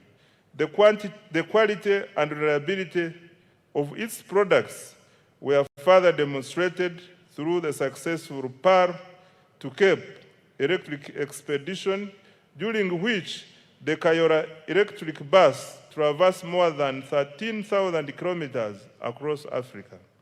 Mr. Speaker, to date, more than 25,000 electric vehicles, including buses, motorcycles, and bicycles, have been produced locally with up to 40% local content. In a further boost to the sector, Solar Power completed the construction of East Africa's first production-scale lithium-ion battery assembly plant in Uganda. This has strengthened domestic manufacturing capacity and positioned the country as a regional hub for electric mobility and clean energy technologies.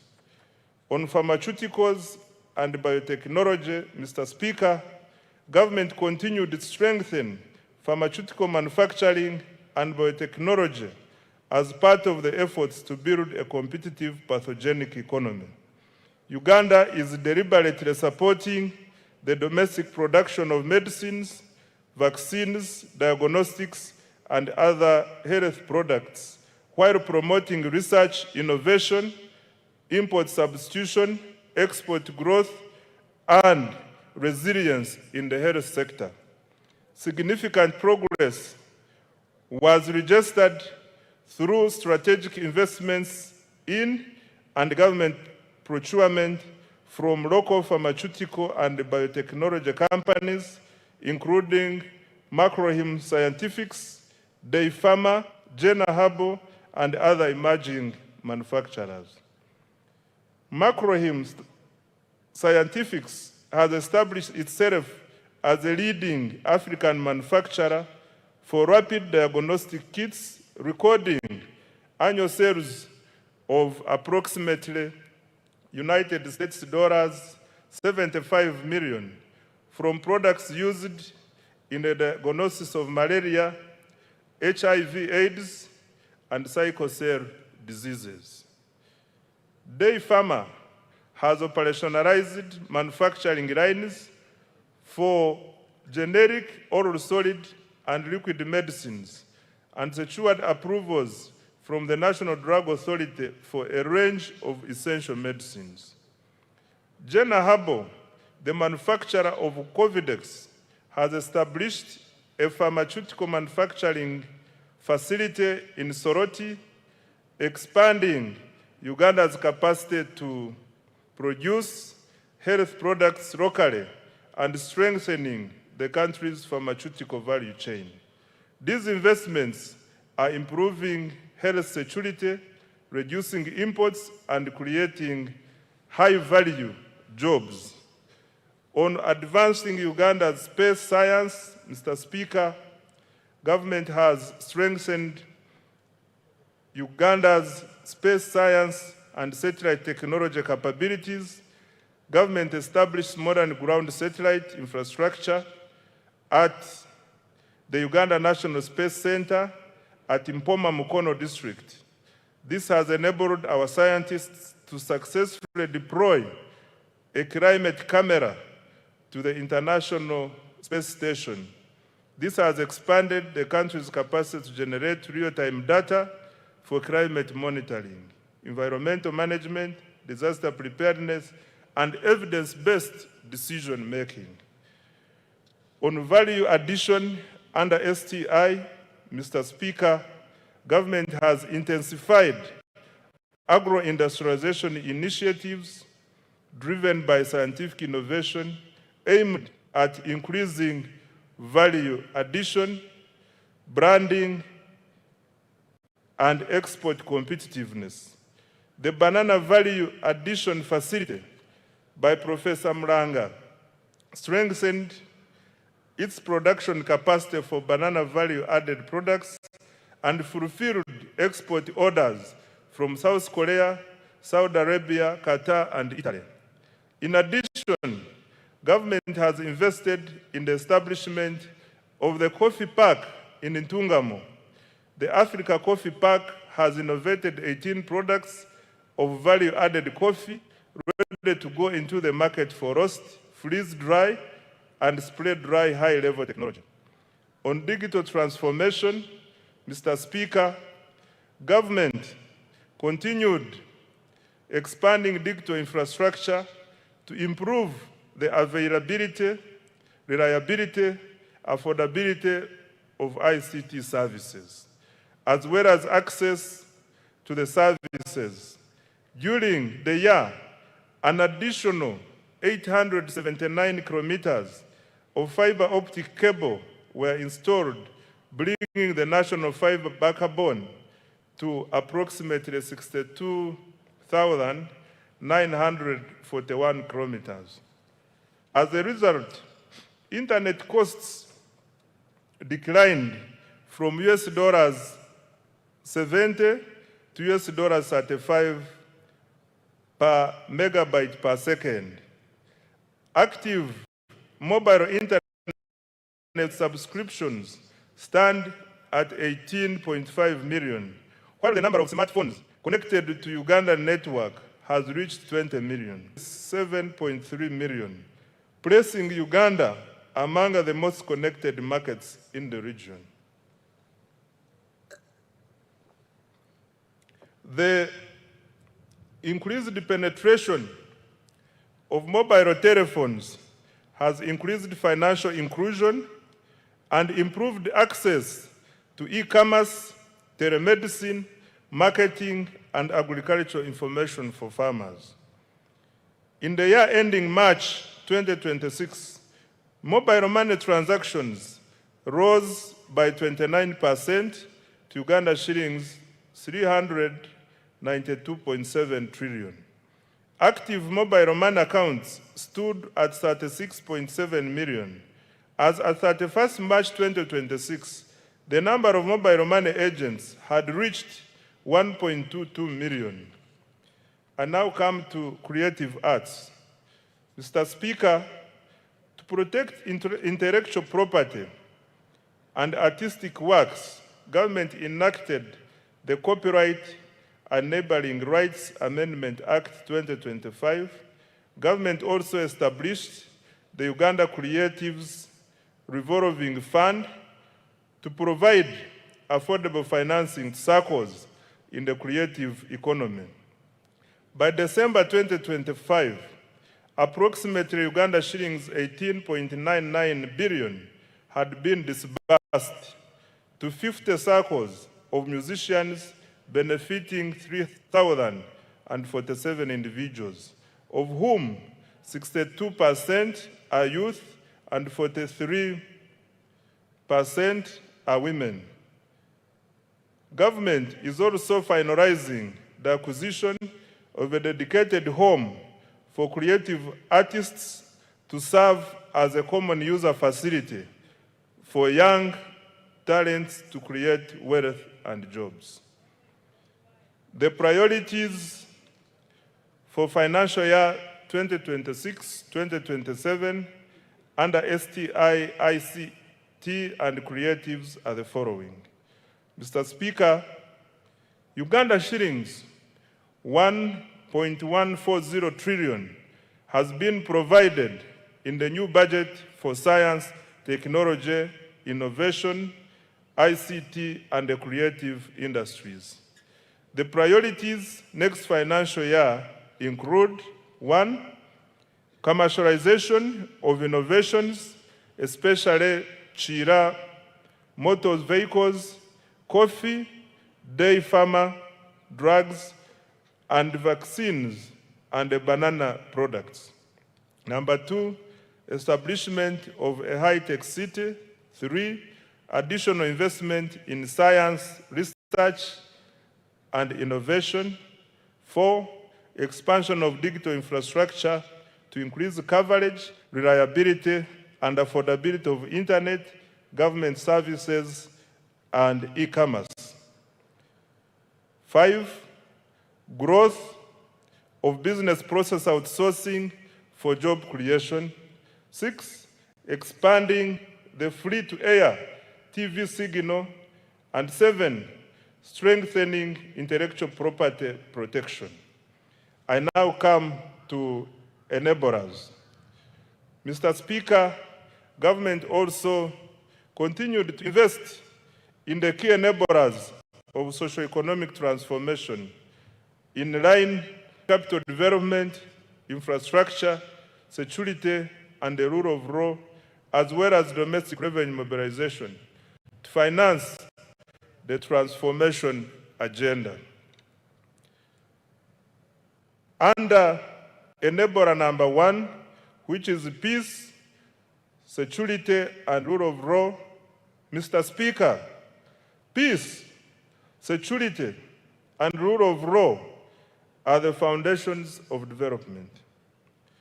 Without peace, you cannot create prosperity. Without security and the rule of law, there is no investment. Without stability, there is no growth. Mr. Speaker, I wish to repeat this.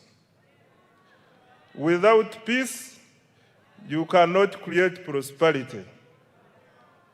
Without security and rule of law, there is no investment. Without stability, there is no growth. Government has continued to invest in security, justice, and governance institutions. This financial year, the following milestones have been achieved. 1, government continued strengthening security infrastructure, intelligence services, and operational capacity while improving the welfare of our security personnel in the UPDF, police, prisons, and intelligence services. 2, Uganda remains one of the region's most stable countries. Despite being an election year, reported crimes fell by 10.2% from 218,715 cases in 2024 to 196,405 in 2025, reducing the crime rate from 502 to 427 per 1,000 people. 3, Uganda continued to contribute to regional peace and security through African Union and UN peace support operations in Somalia, alongside military deployments in the Democratic Republic of Congo, South Sudan, and other places. Number 4, the 275-bed National Referral Military Hospital in Mbuya, Kampala, is now operational. It attends to an average of 150 patients per day for services including dialysis, dental care, physiotherapy, and ENT. Number 5, construction of the UPDF military headquarters in Mbuya is 70% complete.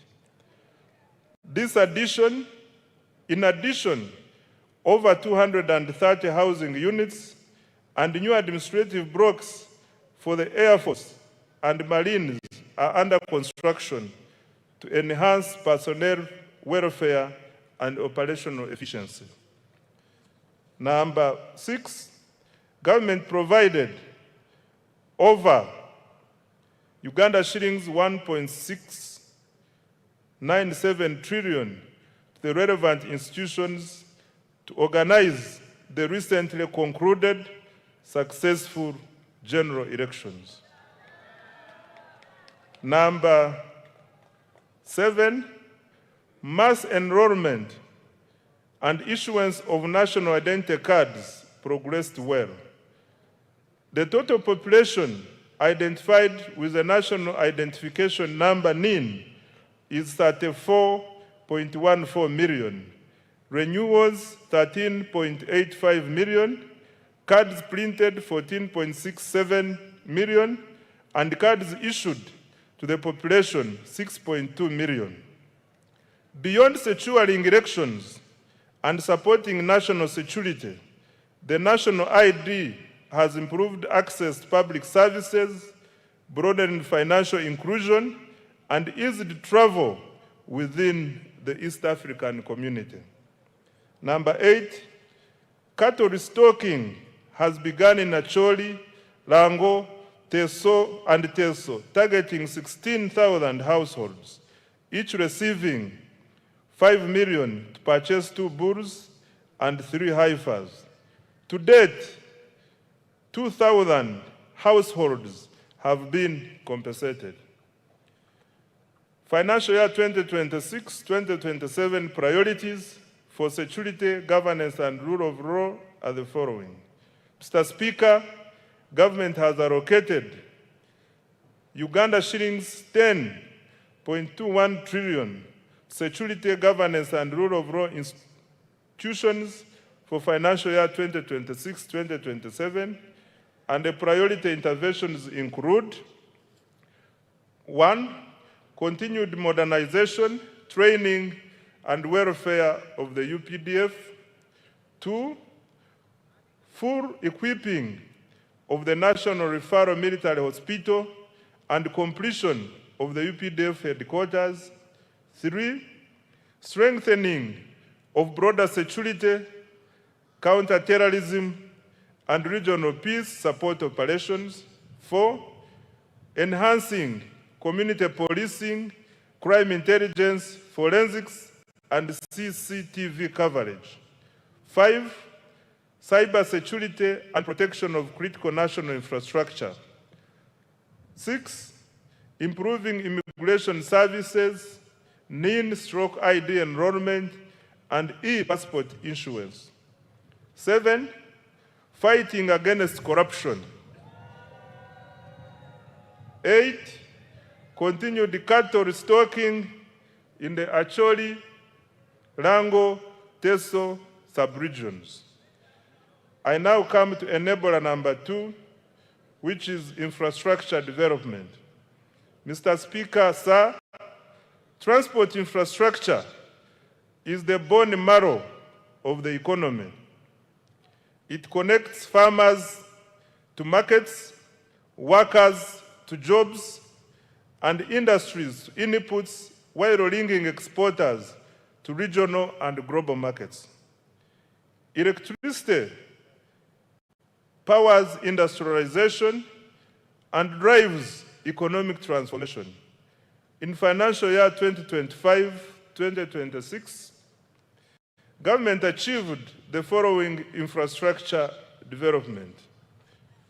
Under roads and bridges, government continued with the construction of 24 major roads, totaling approximately 1,154 kilometers, and rehabilitated a further 949 kilometers of national roads. 2, government continued developing 14 strategic bridges to enhance connectivity, improve access to socio-economic services, and support the movement of goods and people within and across regions. 3, government stepped up maintenance of national roads network. Over 7,400 kilometers of paved and 14,000 kilometers of unpaved roads were maintained through labor-based contracts, and a further 1,282 kilometers of paved and 3,146 kilometers of unpaved roads were looked after under routine mechanized maintenance. 4, government opened 124 kilometers, graded 175 kilometers, and gravelled 64 kilometers of district and community access roads using the force account. 5, local governments maintained 2,700 kilometers of district and community access roads, upgraded and maintained 820 kilometers of city and municipal roads, and rehabilitated 120 kilometers of district roads. Under development of Greater Kampala Metropolitan Area infrastructure, Mr. Speaker, government has embarked on revamping road infrastructure in Greater Kampala Metropolitan Area. The target is to upgrade over 600 kilometers in the next 5 years and to maintain all major existing roads. To date, 297 kilometers of roads have been paved, several roads have been rehabilitated and maintained, and 8 major road junctions signaled to improve traffic flow and road safety. Mr. Speaker, Kampala made history as the first city in Africa to be inducted into the international network of 3 cities in the world. Government will continue building on this heritage and global recognition. In this regard, government has prioritized implementation of a cleanup exercise involving restoration of wetlands and green spaces, enforcing integrated physical planning, including pedestrian-friendly roads, enforcing trade order, and restrictions on all forms of pollution, especially noise. I now come to water transport. Mr. Speaker, government has constructed, maintained, and operated 15 ferries to connect island communities to markets and services. The Buyende Kagwara Kabira Maido ferry has commenced operations. 2 ferries on Lake Bunyonyi in Kabale are under construction and are expected to begin service by June 2027. Preliminary works for the Bukasa Inland Port are nearly complete, paving the way for commencement of the actual construction. On railway transport, Mr. Speaker, government has commenced construction of the 273-kilometer standard gauge railway from Maraba to Kampala. Upon completion, container transport costs from Mombasa to Kampala are projected to fall from about $3,500 to roughly $1,600, and transit time from 5 days to 1 day. Rehabilitation of the Tororo-Guru meter gauge railway reached 66% completion, while the Kampala-Mukono section has been complete. On air transport, Mr. Speaker, with regard to air transport, physical works for Kabalega International Airport are complete. Government is now finalizing operational requirements to get the airport ready for first oil and AFCON 2027. Construction of Kidepo International Airport is underway to boost tourism in Karamoja. Phase 1 of Entebbe International Airport's rehabilitation and expansion is complete, with a new passenger terminal and expanded cargo facility. The passenger terminal capacity has risen from 2.0 million to 3.5 million travelers per year. 12 regional aerodromes have been maintained to support regional connectivity for tourism and trade. Government is strengthening Uganda Airlines as critical transport infrastructure to enhance international connectivity for tourism, trade, investment, and the diaspora. In order to enhance operational efficiency, expand and modernize the fleet, government is further capitalizing the airline by acquiring 8 additional new passenger aircrafts. The financial year 2026-2027 priorities for transport are the following. Mr. Speaker, Uganda shillings 8.79 trillion has been allocated next financial year for transport infrastructure development, and the priority areas will include, number 1, construction of the Maraba-Kampala standard gauge railway and completion of rehabilitation of the meter gauge railway.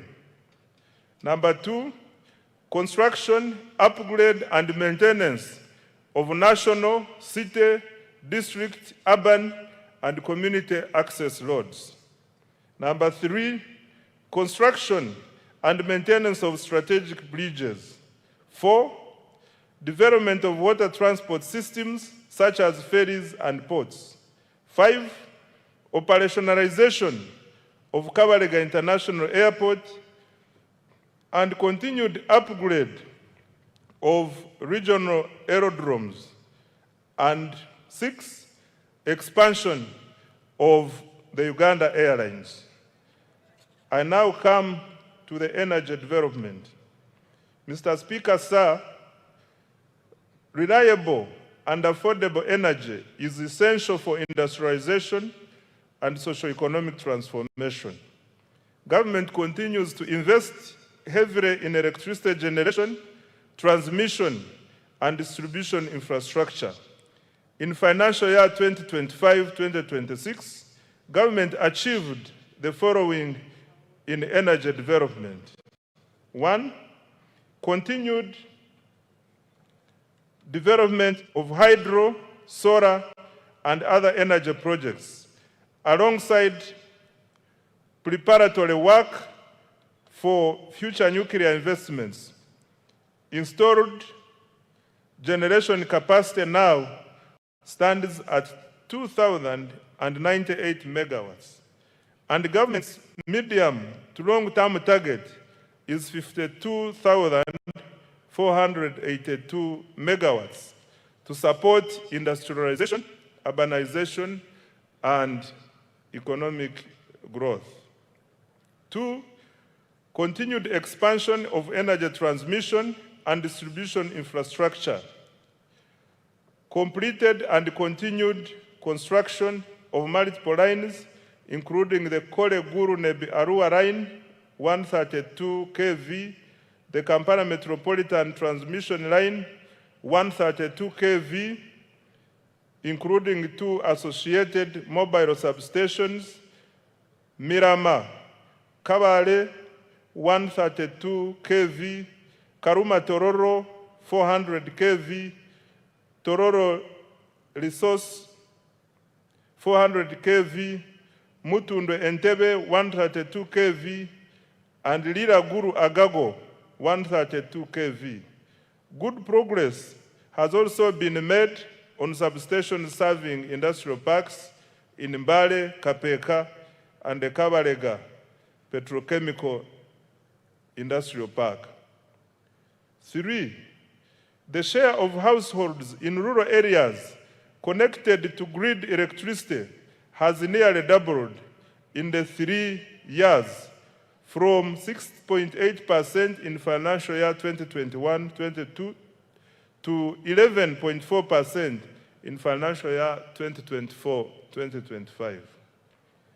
4, through Uganda Energy Credit Capitalization Company, government commenced construction of 4 small mini hydro power sites expected to generate 5 megawatts of electricity. These sites will be completed in March 2027 and will provide reliable power to very hard to reach and remote areas. Further, under the Electricity Access Scale-Up Project, 419,592 off-grid solar connections have been made countrywide. Financial year 2026-2027 priorities for the energy sector are the following.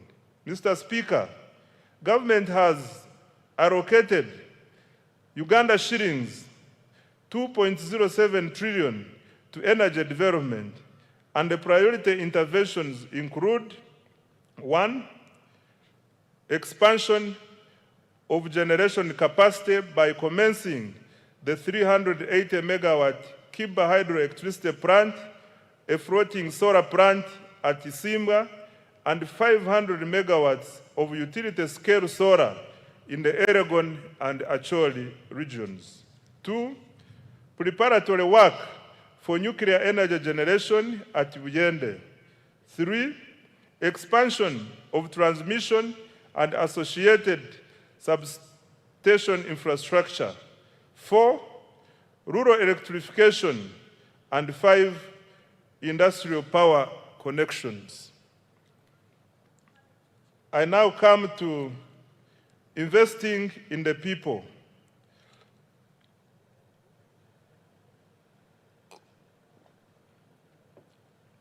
Mr. Speaker, economic transformation is ultimately about people.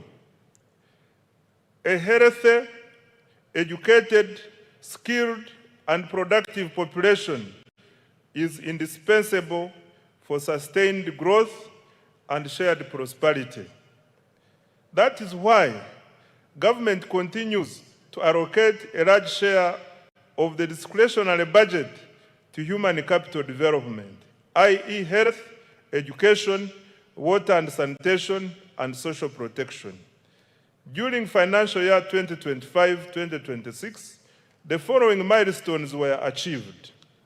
Under health, Mr. Speaker, government sustained its policy of progressively increasing investment in essential medicines and health supplies.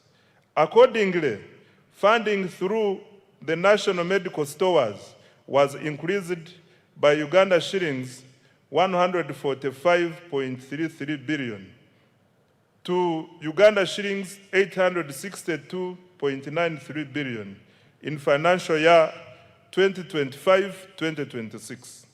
Government will continue to increase domestic financing for essential health commodities with the aim of substantially reducing reliance on donor support.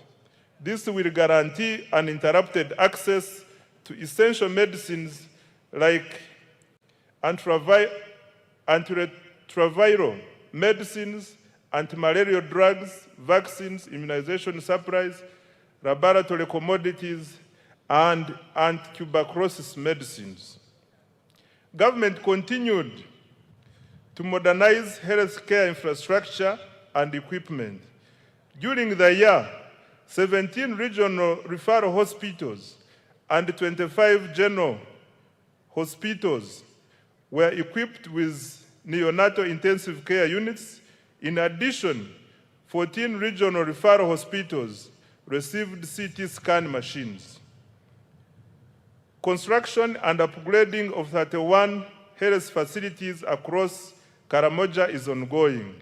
Government also completed high-capacity medical waste and incinerators in Fort Portal, Guru, Mbarara, KCCA, and Lira.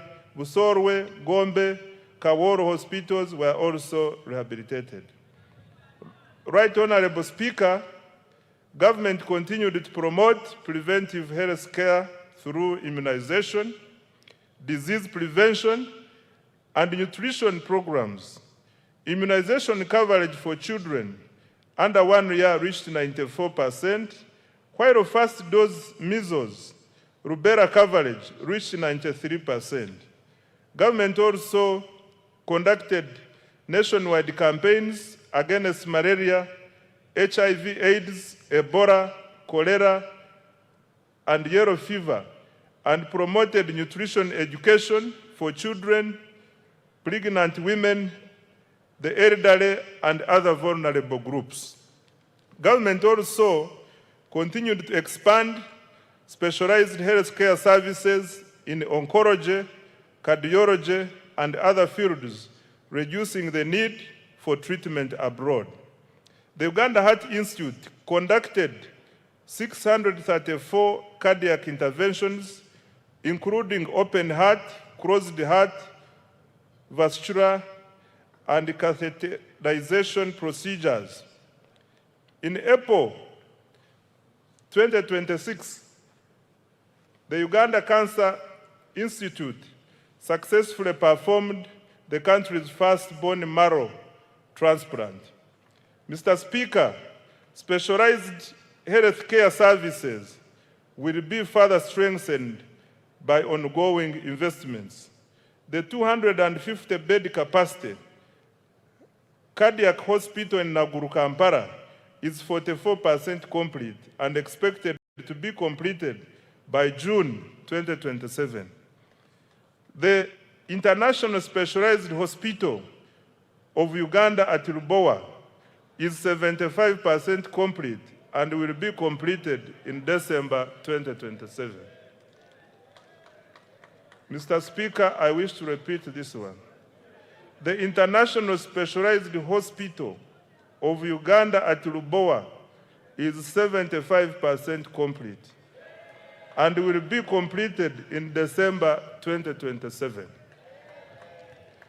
The first phase of the Nuclear Medicine Center for the cancer treatment is 95% complete, with radiotherapy and advanced molecular imaging services.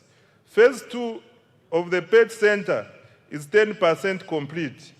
Regional cancer centers in Mbarara, Arua, and Mbale are under construction, while the Guru Center is fully operational. Other achievements in the health sector include: 1.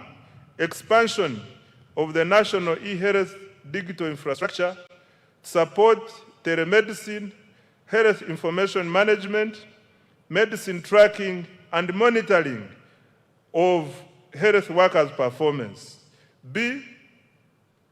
Number 2, strengthening the national ambulance and emergency care system through the deployment of additional ambulances. Mr. Speaker, the priorities under the health sector for financial year 2026-2027 are the following. Government has allocated Uganda shillings 5.23 trillion for the health sector in financial year 2026-2027. The funding will focus on number 1, maternal and child health, 2, nutrition improvement, 3, expanded immunization, 4, prevention and treatment of non-communicable diseases, 5, provision of essential medicines, 6, strengthening specialized healthcare services, 7, improving emergency response systems, 8, exploring feasible pathways towards universal health coverage. I now come to water and sanitation. Mr. Speaker, access to clean and safe water remains fundamental to public health, human dignity, and economic productivity. Government has therefore continued investing heavily in water supply and sanitation infrastructure across the country. Access to improved water sources continues to expand, with 71% of households now having access. Coverage stands at 68% in rural areas and 74.5% in urban areas. Mr. Speaker, during financial year 2025-2026, safe water access was extended to 553 villages. Over 200 large solar-powered water and sanitation systems, several public sanitation facilities, and fecal sludge treatment plants were completed in several districts. In addition, a number of urban water systems were expanded. Government has allocated Uganda shillings 1.013 trillion in financial year 2026-2027 to further expand access to safe water and sanitation services across the country. The objective is to ensure universal access to safe water and sanitation services. I now come to education, skills, and sports. Mr. Speaker, education remains the most powerful instrument for social mobility and long-term economic transformation. During the financial year 2025-2026, the following milestones have been achieved in the education sector. 1, in order to expand access to education, government continued financing universal primary education, UPE, and universal secondary education, USE. Approximately 9.52 million learners benefited from UPE, while about 995,116 learners benefited from universal secondary education and universal post-O-level education and training. 2, government completed construction of 90 additional seed secondary schools, expanded 54 existing schools, and operationalized 259 seed schools. 3, in preparation for AFCON 2027, Hoima Stadium has been completed, upgraded, upgrades to Nambole Stadium are progressing well, and other required tournament facilities remain on schedule. Further construction of Akibwa Stadium is on schedule. Number 4, government has intensified investment in STEM, technical and vocational education, industry-linked skills development, and digital literacy. In financial year 2026-2027, priorities for education, skills, and sports, Mr. Speaker, are the following. Next year, government has allocated Uganda shillings 6.66 trillion to further improve education of Ugandans. Priorities will include: number 1, access to quality UPE and USE. Number 2, strengthening STEM and vocational education. 3, improving teacher welfare and training with emphasis on primary teachers. 4, curriculum reform. 5, strengthening public universities and research institutions. And 6, completing critical sports infrastructure for AFCON 2027. Mr. Speaker, beginning financial year 2026-2027, an additional Uganda shillings 568.65 billion has been allocated to enhance salaries for primary school teachers and arts teachers in secondary schools and BTVET institutions. I now come to social protection and inclusive development. Mr. Speaker, the NRM government has over the years for empowerment SAGE, which has cumulatively reached 489,673 beneficiaries, with a total of Uganda shillings 836.1 billion. In addition, the Special Enterprise Grant for Older Persons has supported 17,245 older persons with approximately Uganda shillings 13 billion. Number 2, under the National Special Grant for Persons with Disabilities, 72,772 beneficiaries have received Uganda shillings 48.5 billion across 171 local governments. 3, the Youth Livelihood Program has financed 24,859 projects, benefiting 275,034 youth at Uganda shillings 195.4 billion, while 57,849 youth have benefited from the Youth Venture Capital Fund. 4, the GROW project has extended Uganda shillings 111.1 billion in loans to 4,889 beneficiaries, while the Women Entrepreneurship Program WEP has cumulatively supported 244,805 women with Uganda shillings 153.5 billion. And 5, government has continued to negotiate bilateral labor agreements to protect workers' rights, promote decent work, and expand overseas employment opportunities for skilled Ugandans. Financial year 2026-2027 priorities for social protection. Mr. Speaker, sir, next financial year, government has allocated Uganda shillings 173.55 billion for social protection, which will focus on 1, expanding economic empowerment programs, 2, strengthening labor standards, 3, supporting youth employment initiatives, 4, promoting women's economic participation, 5, enhancing social protection systems, and 6, establishing a robust labor market information system. Mr. Speaker, overall, Uganda shillings 13.56 trillion has been allocated next financial year to invest directly in the people of Uganda through health, education, social protection, and water and sanitation. This investment reflects government's conviction that people are Uganda's greatest asset.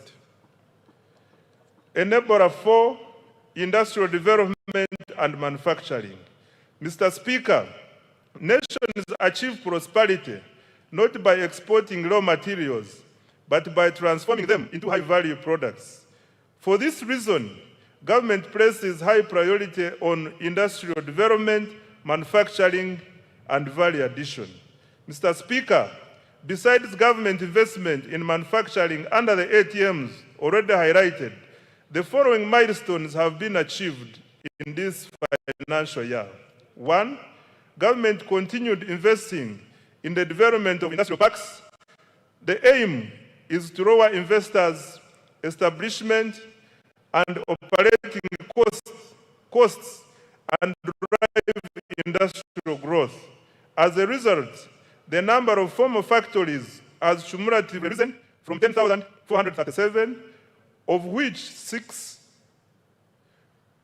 have cumulatively risen to 10,437, of which 690 are located within industrial parks. 2, government continued capitalizing Uganda Development Corporation to de-risk private investment in critical areas. UDC's capital investment have surpassed Uganda shillings 1.5 trillion with co-investments across key value chains, including textiles, i.e. BBSKATI, Enterprises Limited, and Bukona and pharmaceuticals,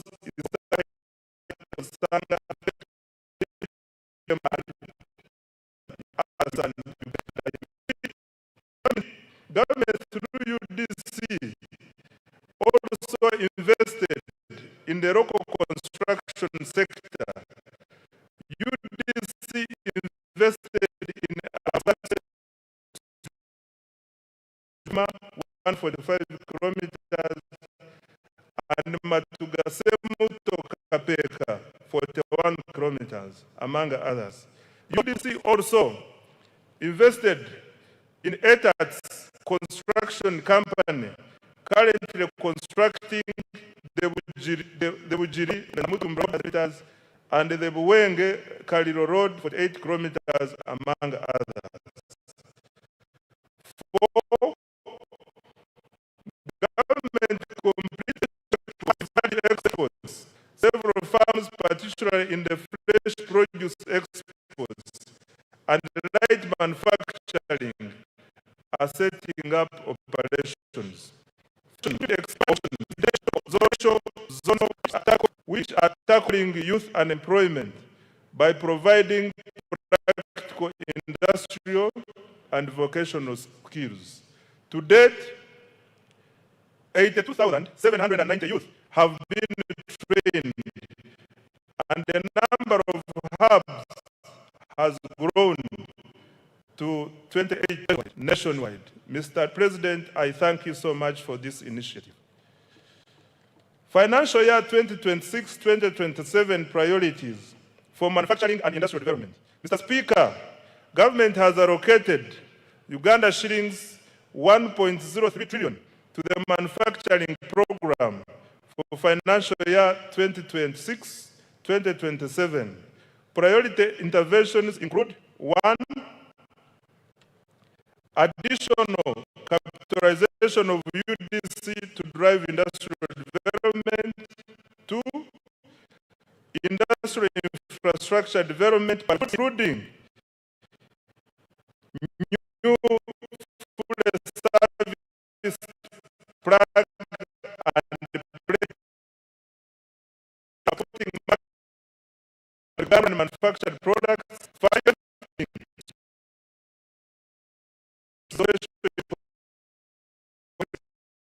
research, including the establishment of regional industrial incubation hubs. Under market access for wealth creators, Mr. Speaker, wealth creators and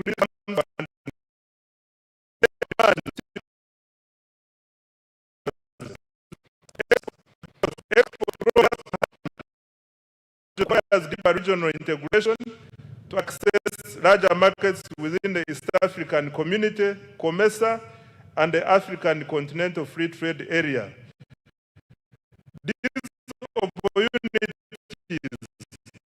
are complemented by differentiated Kingdom, Russia, Serbia, and the countries in the Middle East. To expand both domestic and export markets, government will continue investing in standard services. To this end, government has so far implemented the following. Number one, strengthen certification services to enhance efficiency. Additional percent to increase capacity of the Uganda National Bureau of Standards and of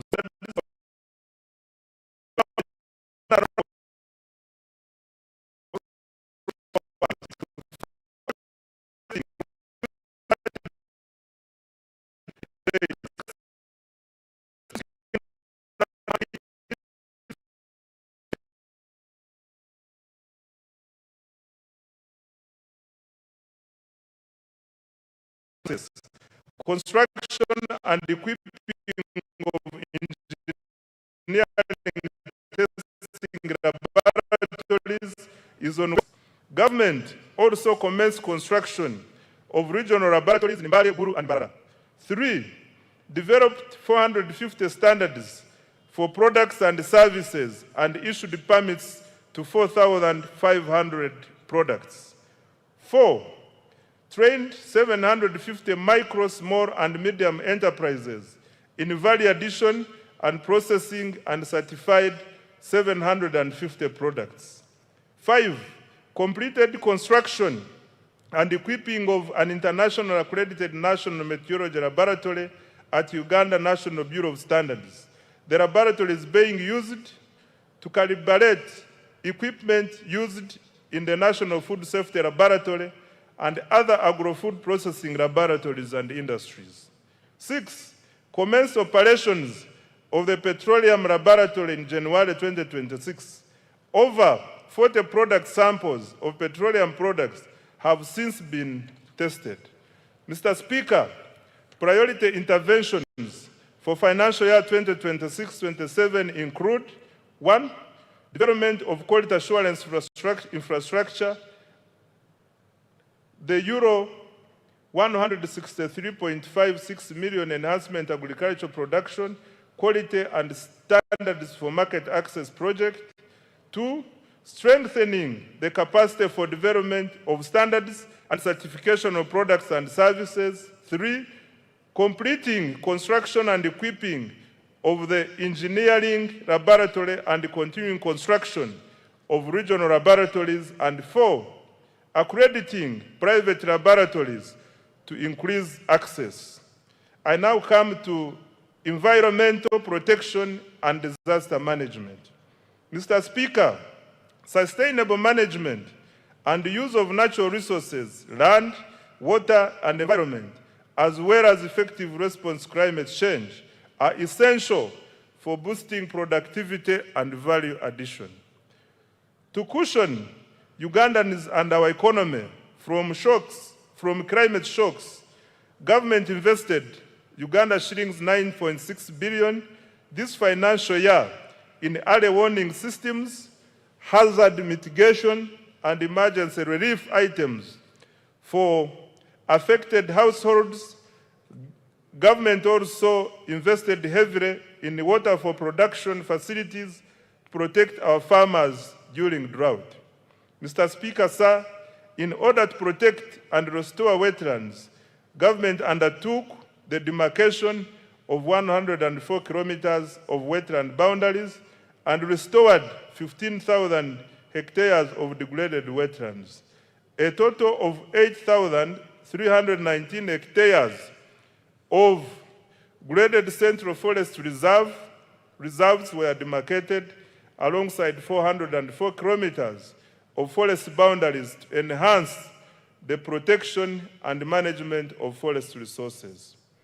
Mr. Speaker, the safeguard of our environment and adapt to climate change, government has, Mr. Speaker, to safeguard our environment and adapt to climate change, government has allocated Uganda shillings 494.08 billion next financial year.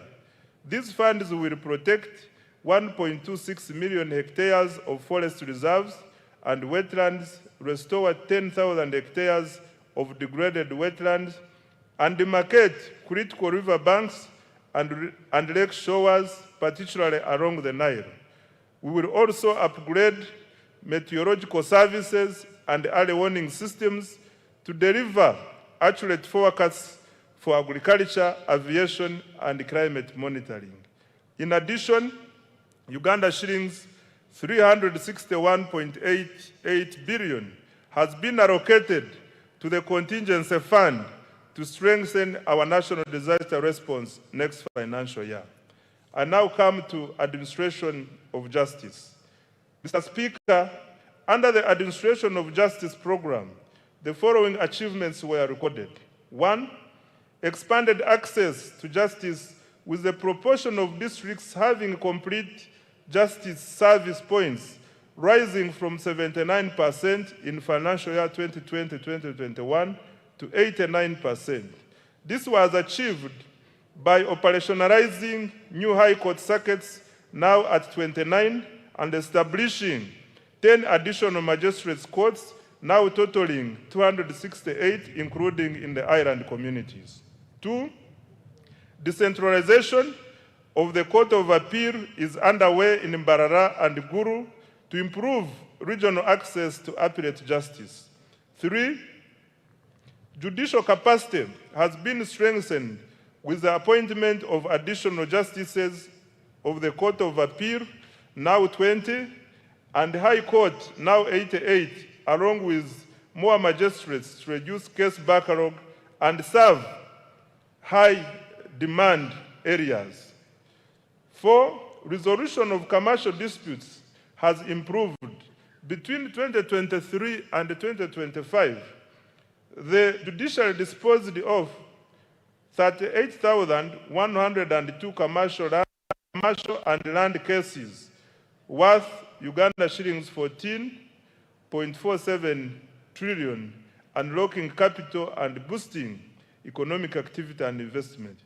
Promotion of alternative district resolution has been scaled up, resolving over 8,000 cases in financial year 2025-2026. Alongside nearly 25,000 small claims matters worth Uganda shillings 19.5 billion. 6, mobile courts have been deployed to hard-to-reach and refugee hosting areas, bringing hearings into communities to accelerate case resolution and improved access to justice. In financial year 2026-2027, priorities for administration of justice, Mr. Speaker, are the following. Uganda shillings 665.55 billion has been allocated under this program for financial year 2026-2027 to number 1, expand access to justice and further decentralize appellate services. 2, recruit and deploy judicial officers. 3, reduce case backlog through alternative dispute resolution and mobile courts. 4, digitize courts, case management, and e-filing. 5, strengthen prosecution, forensic services, and anti-corruption efforts. And 6, upgrade court infrastructure and circuit operations. I now come to legislation and oversight.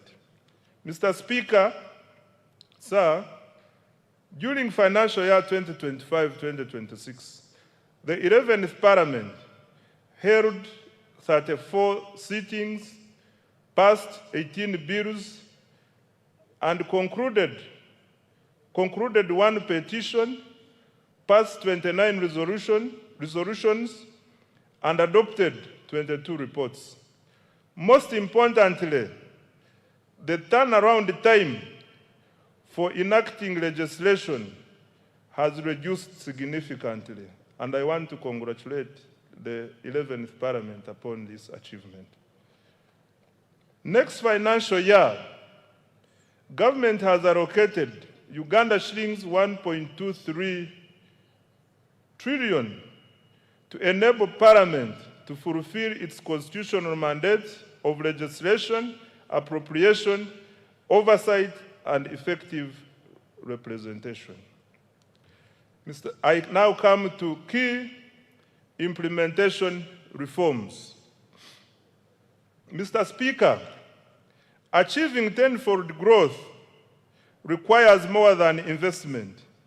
It requires discipline, it requires accountability, it requires efficiency, and it requires integrity.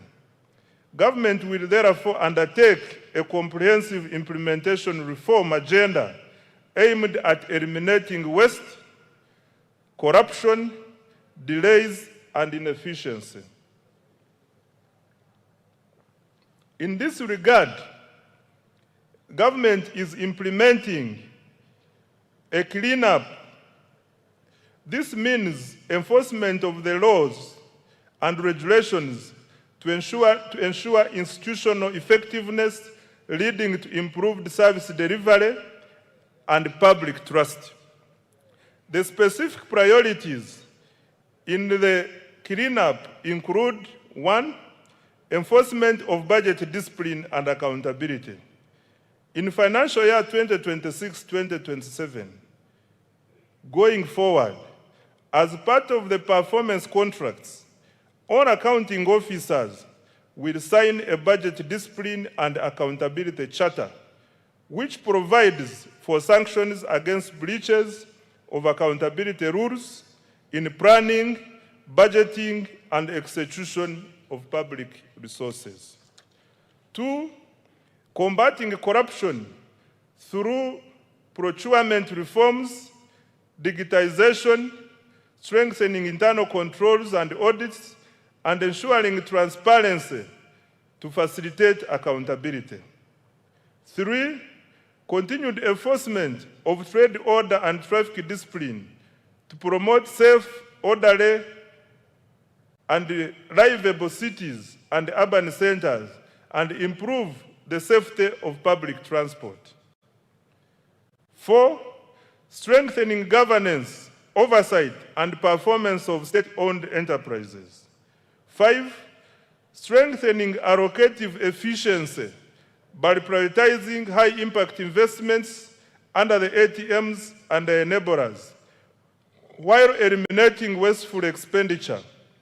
To this end, as guided by His Excellency the President, state-funded celebrations on public holidays will be suspended except functions on religious holidays. Going forward, public holidays will be observed without official ceremonies. 6, centralizing the management of counterpart funding under the Treasury to safeguard funding for priority projects.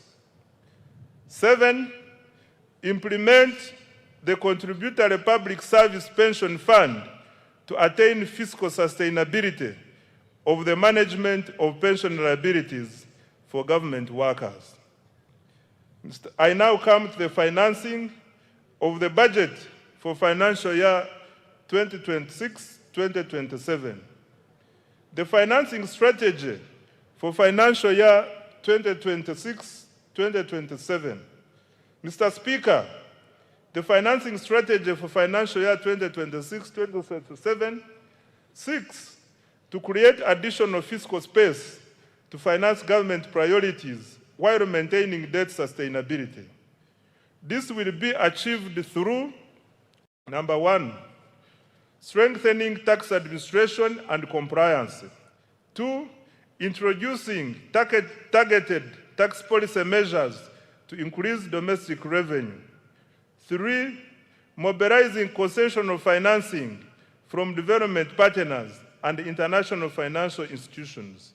And 4, expanding alternative sources of financing, including public-private sector partnerships, venture capital, innovative instruments such as Sukuk, and listing of commercially viable public enterprises on the stock exchange. Resource envelope. Right Honorable Speaker, the total resource envelope for financial year 2026-2027 is 84,393,743,343,426 shillings. This is detailed as follows. 1, domestic revenues, Uganda shillings 45.96 trillion, of which 40.16 trillion is tax revenue, 4.02 trillion is non-tax revenue, 1.44 trillion is petroleum revenue, and 339.8 billion is local government revenue. 2, domestic borrowing, Uganda shillings 11.97 trillion. 3, domestic debt refinancing is Uganda shillings 13.97 trillion. External borrowing for general budget financing is Uganda shillings 1.22 trillion. And external financing for projects is Uganda shillings 11.27 trillion.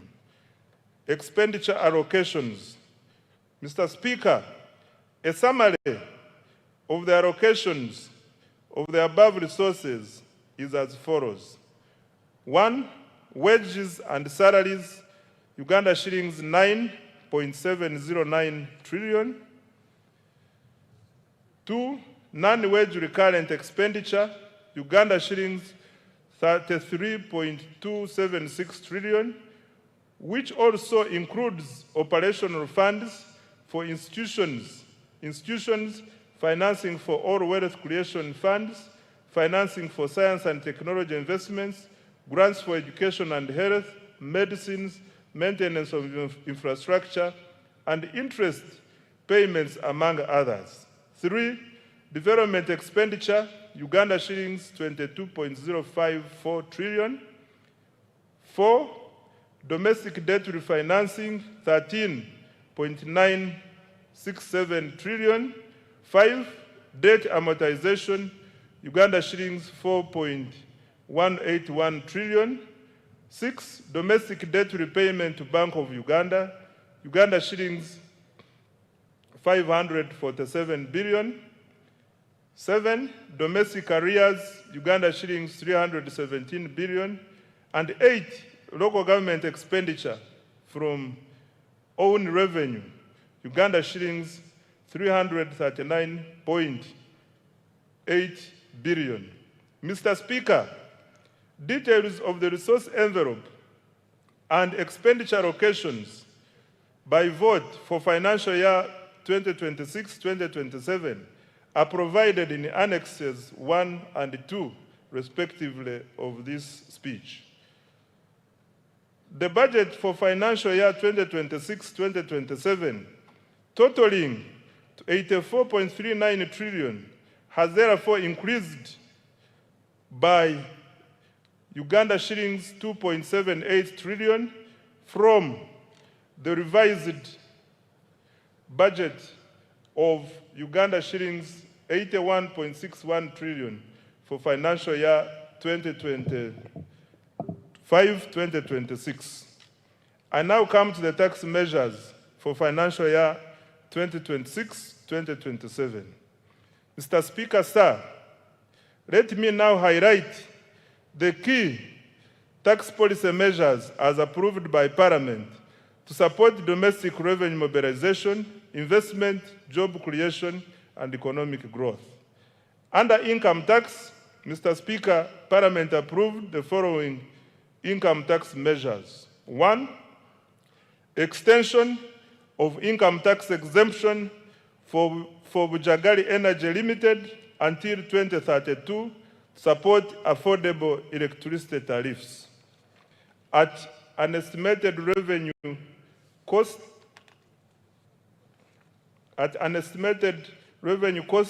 of Uganda shillings 115 billion per annum. 2, increase in the pay-as-you-earn threshold from Uganda shillings 235,000 to Uganda shillings 335,000 per month to raise take-home pay for low-income workers at an estimated revenue cost of Uganda shillings 96 billion. 3, introduction of a 5% withholding tax on payment of interest to foreign lending institutions to ensure equitable taxation of interest income. 4, provision for individuals to file and pay rental income tax monthly to improve voluntary compliance and reduce tax arrears.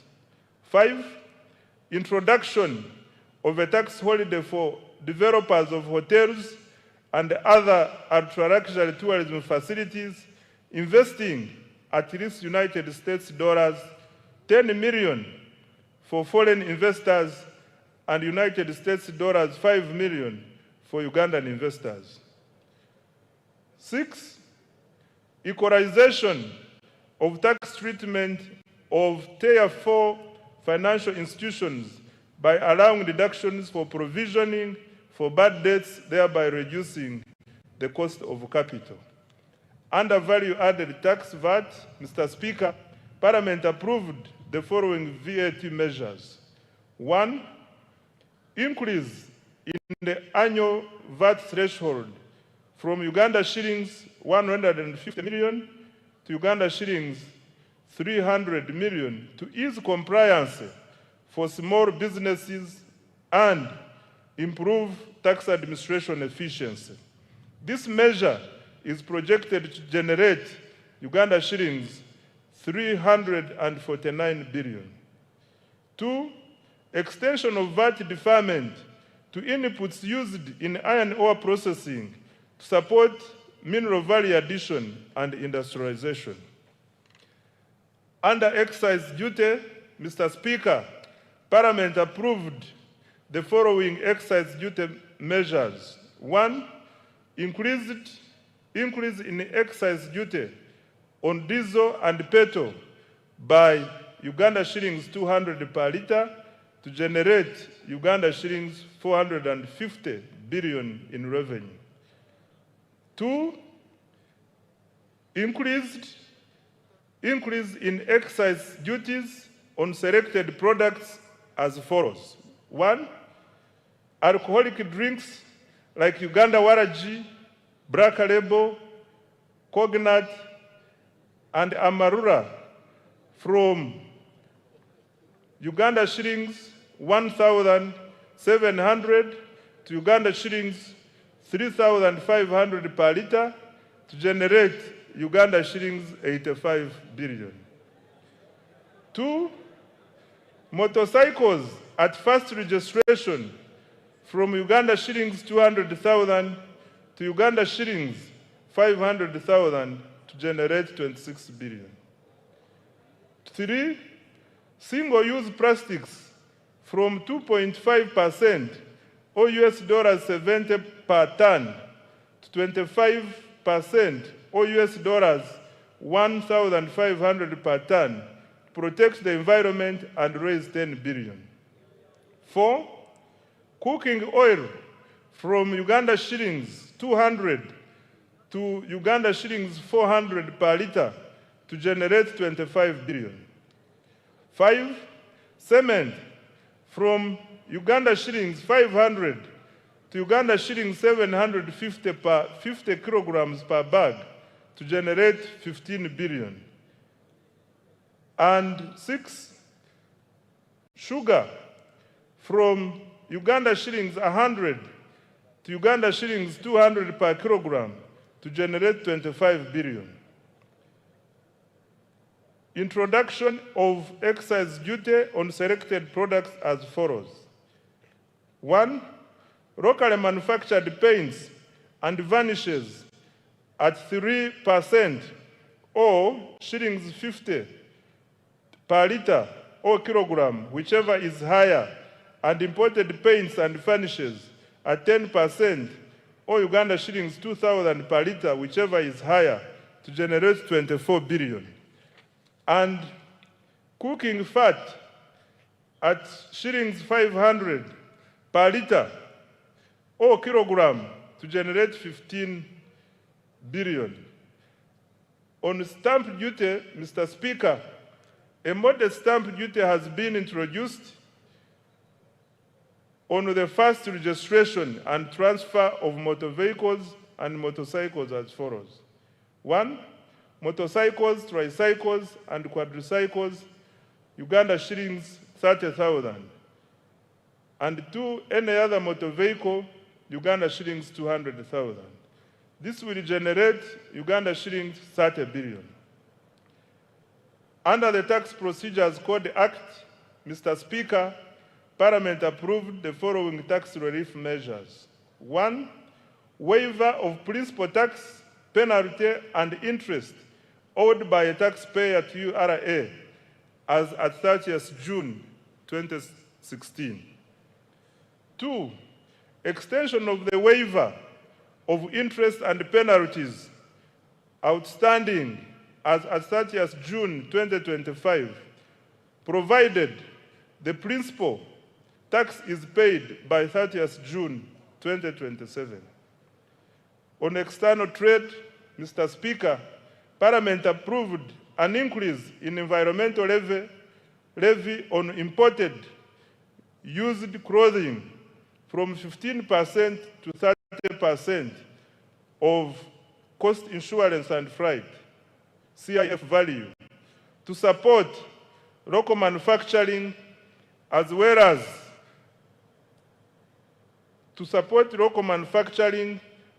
as local manufacturing and generate Uganda shillings 40 billion.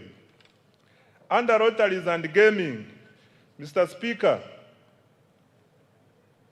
Parliament approved increase of the tax for betting from 20% to 30% to harmonize taxation across gaming activities and generate Uganda shillings 24 billion. In conclusion, Mr. Speaker, Uganda has become a land of opportunity and promise.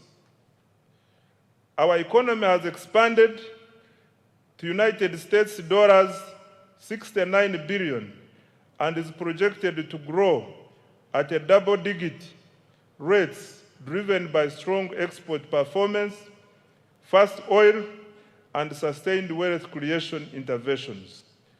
More importantly, this growth is increasingly translating into jobs, higher incomes, and better livelihoods for Ugandans.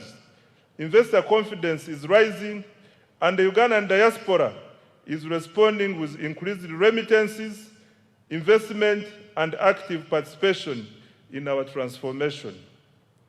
This budget aims to accelerate the attainment of the tenfold growth strategy government has allocated 99% of discretionary resources to the ATMs, i.e. agro-industrialization, tourism development, mineral-based industrialization, and science, technology, and innovation, and their key enablers. This budget prioritizes production, productivity, value addition, exports, and job creation. I invite the private sector to take full advantage of these opportunities to create wealth. The budget launches Uganda into the Chisanja No More Sleep. The budget launches Uganda into the Chisanja No More Sleep. Every Ugandan must actively engage in wealth creation, and every leader must be accountable for transforming households and communities. I want to repeat this. The budget launches Uganda into the Chisanja No More Sleep. Every Ugandan must actively engage in wealth creation, and every leader must be accountable for transforming households and communities. The era of planning and debate is over. The era of implementation and results has begun. Our mission is clear: produce more, earn more, export more, and lift every household out of subsistence. I dedicate this budget to all wealth creators, especially the youth whose energy, enterprise, and innovation will drive Uganda's transformation into a $5 billion economy. Right Honorable Speaker, I beg to move.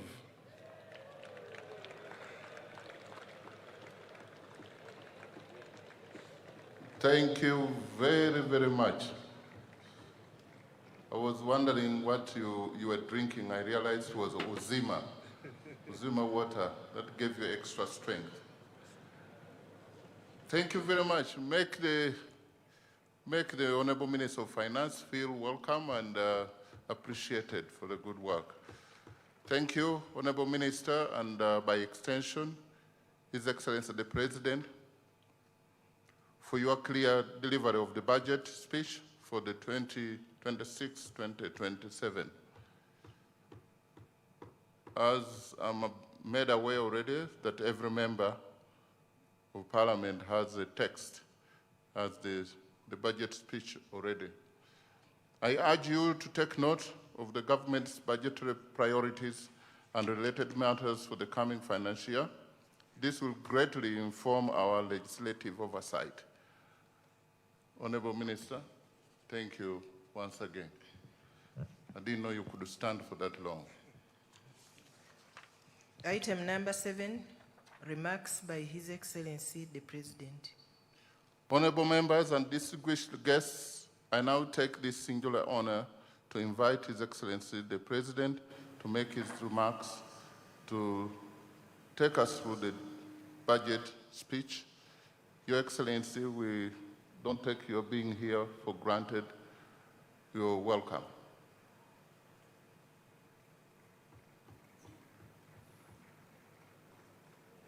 If you really want to stamp your feet, please do it. You have the permission of the chair, of the speaker. Thank you. Her Excellency the Vice President, thank you so much. Her Excellency the Vice President,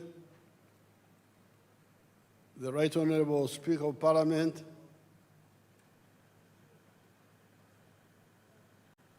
all the other political and state leaders,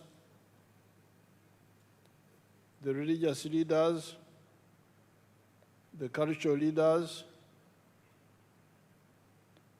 members of the diplomatic corps, and all Ugandans.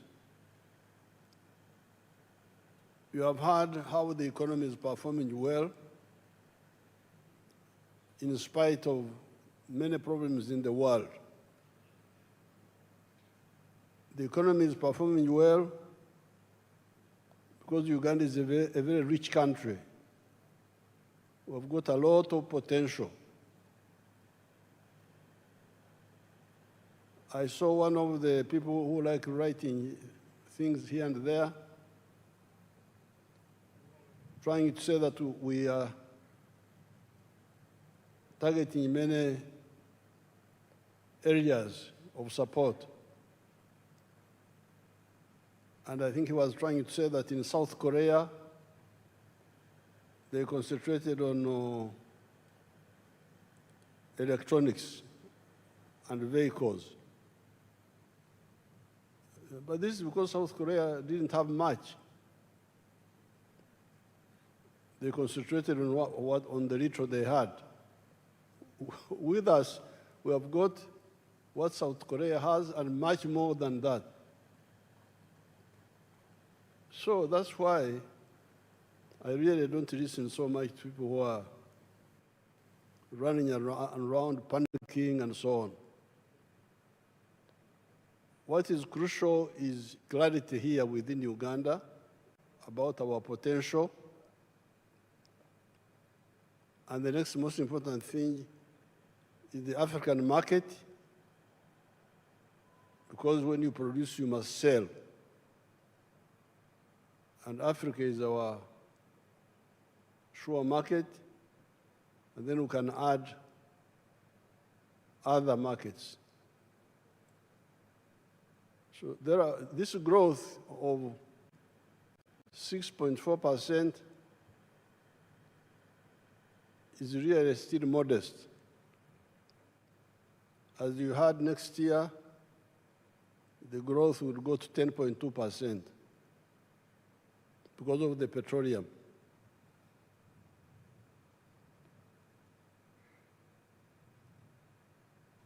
As you heard, the performance is good by world standards. But in my view, it can be stronger.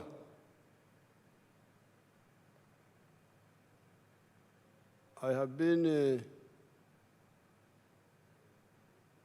I'm from the communities of this place, indigenous communities here, and I've been following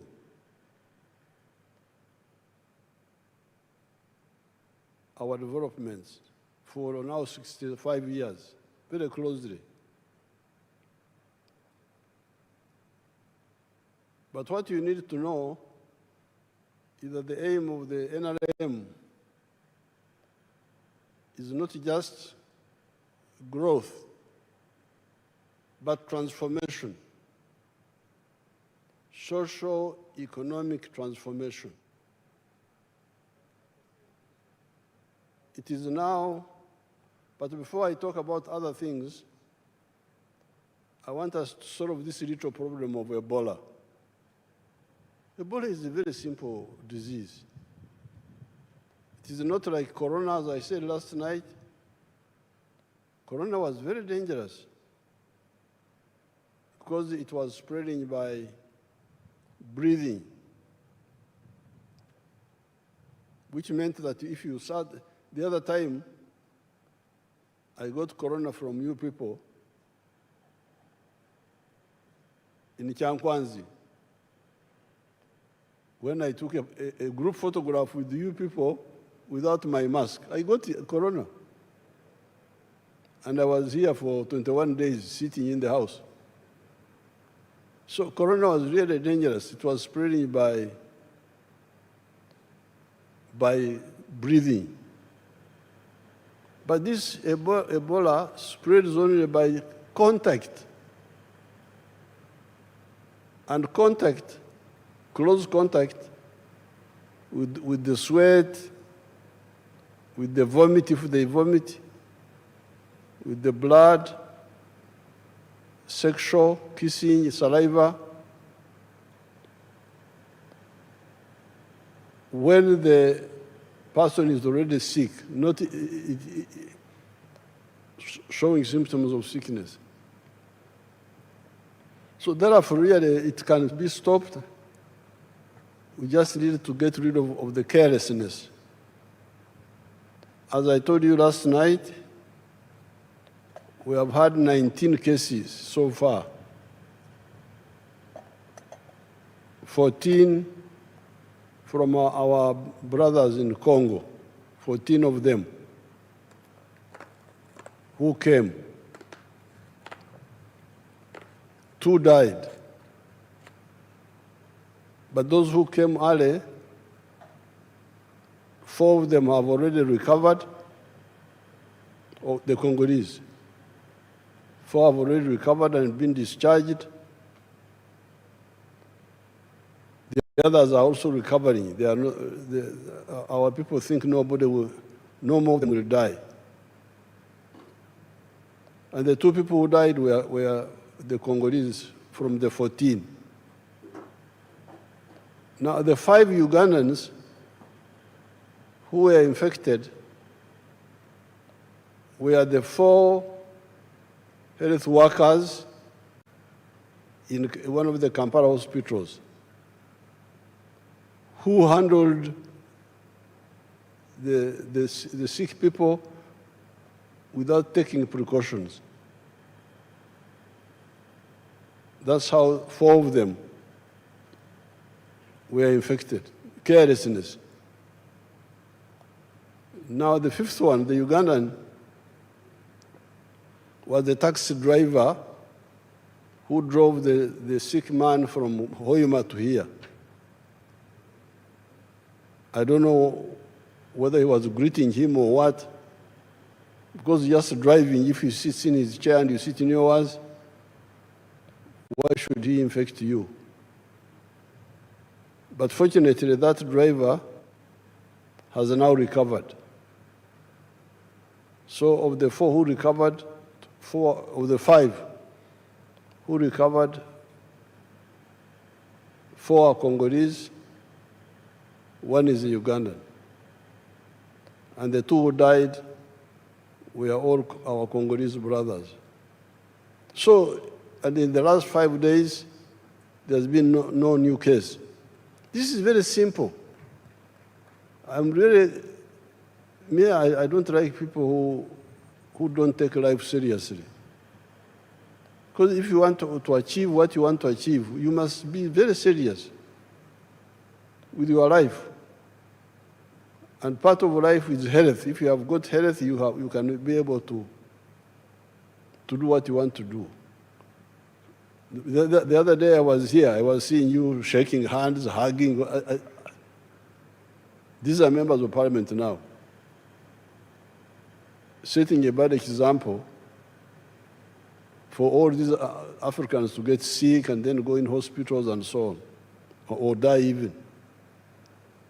So please, I want to use this occasion to appeal to all the Ugandans to really finish this little problem of Ebola. Ebola is not a serious problem. Yes, there's no vaccine against Ebola yet. There's no direct medicine, but it is very easy to avoid, number 1. And number 2, even when you get infected, if you report early by controlling the temperature, by controlling the rehydrating you when you vomit and sweat, you can recover, like these people have recovered. So let's I appeal to all Ugandans to solve this little problem. Our brothers and sisters in Congo were coming through the borders. We stopped the buses and passenger vehicles. We only allow cargo, lorries and petrol tankers and so on. But people were coming through the border, the Panya. That's why we have discussed with the Congo government, and they have allowed us to work with them to open medical stations inside Congo near the border and announce, invite our Congolese people, anybody who come here, don't try to go to Uganda. Because when you go to Uganda, you waste time, you lose time. Come here, this is nearer, and we are doing the same here as we are doing in Uganda. So we hope to finish this little problem of Ebola. But you need to set example, shaking hands, hugging. Then these pastors that they are blessing people, as if God is deaf. You can pray, God will hear you without touching people, the health workers. Many of them have died in Congo. That's what I hear. Many of these pastors. Some of the people who were the pastors blessing people.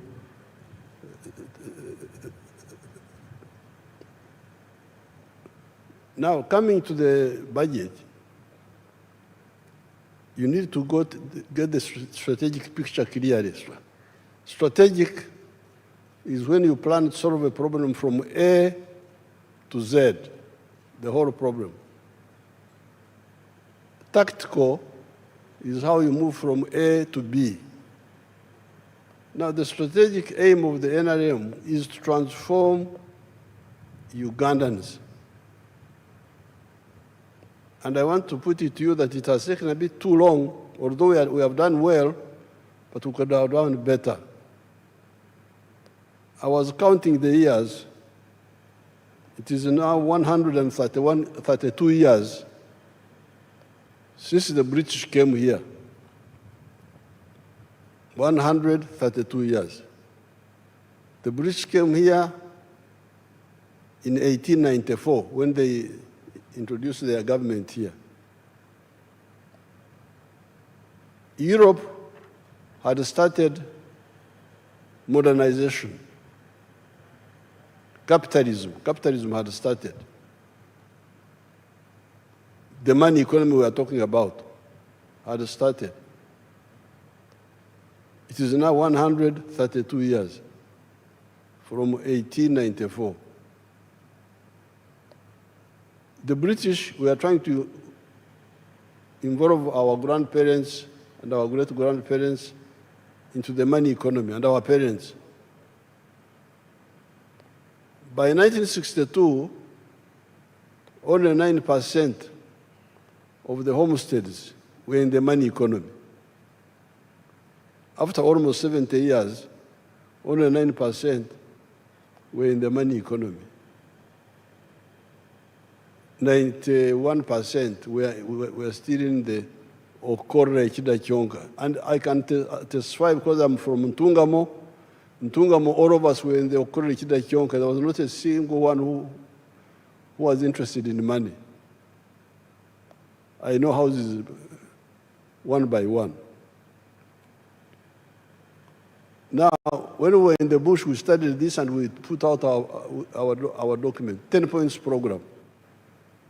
And point number 5 was on this very point. Please build an economy which is independent, integrated, self-sustaining, meaning, implying, join the money economy.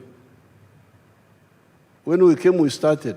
But when I checked, in 2013, you can imagine, only 32% of the homesteads had joined the money economy. That's how we involved the UPDF. General Saleh, please come and beg these people to join the money economy. Take seedlings to them, free seedlings. Go and beg them. Kulala, they are asleep. Then Saleh did his best. Now recently we have added PDM. But with all this, it's now 67% of the homesteads who are in the money economy with some chibaro. 33% are still refusing to join the money economy. So this is the challenge. That's why we are saying, please, I'm really saying now, no more. We can't go on like this. And this is the work of the leaders. The leaders, the Banyankore say, amushogo mfu no mwekoreire the eyes of the dead body are the eyes of the one who is carrying the dead body. If the one who is carrying the dead body falls in the pit, the body also will fall in the pit. I saw this. I'm here. I'm not a story. I am alive. We started with those Banyankwere who are very difficult, like the Karamojong, wild really, and we changed them by engaging them. So therefore, what we said the other time here, now that especially there's this money which is already there in the villages, all the leaders, certainly all the ministers, must take the lead in checking parish by parish what is happening, to make sure that all these people stop Kukongora, stop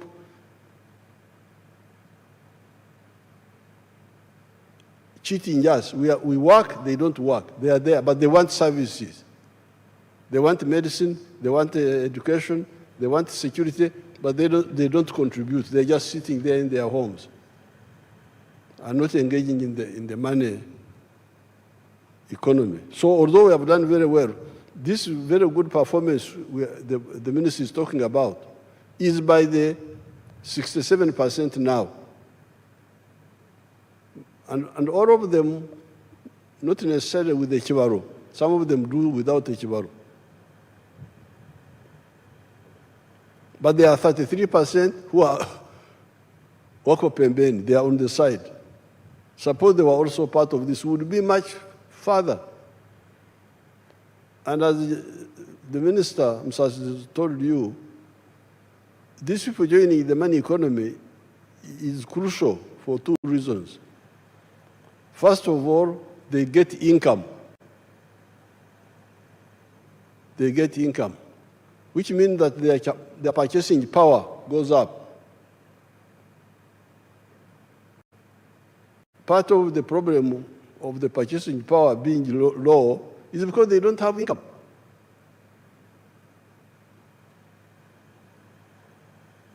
I am a wealth creator. I produce milk. But if you look at the figures, the production of milk is now as I was telling you the other day, 5.4 billion liters. But the internal consumption here is only 800 million liters. So that's why you hear we say there's too much milk in Uganda, we must export. But this is an artificial situation. Because with 48 million people, if each one was drinking the milk he's supposed to drink, 210 liters per year, so to keep mouth in your teeth, you keep your bones, would need 9.6 billion liters of milk. What we are producing now would not be enough. So we are saying there is surplus milk because there is underconsumption. Why is there underconsumption? Because people have no money. They can't buy. The per capita consumption now of milk is now 6 liters. 1/3 of what a human body needs. But this has gone up because in 1986, it was 18 liters. You can imagine. That's why people have no teeth in their mouth, because the teeth have gone out because they don't have enough calcium. So therefore, this budget is no more Kongora. No more Kongora. No, Kongora is when you work and others just lean on the hoe in the village. No more Kulala. As you heard, the big budget, part of the budget is on infrastructure, on the roads, the railway, the pipeline, the airports, the waterways, electricity, irrigation. These are all, as the minister was saying, enablers to enable production to be done cost effectively, low cost of doing business in Uganda. Now, then the other challenge is on the service delivery. Again, that's where you, the leaders, must come in. Because medical care, Health Center 3, is in every sub-county. These sub-counties are in Uganda. They are not in Congo, they are not in Kenya, they are here. Why should there be no medicine in the health center? Maybe that medicine has been stolen, but the member of parliament doesn't know and doesn't follow up.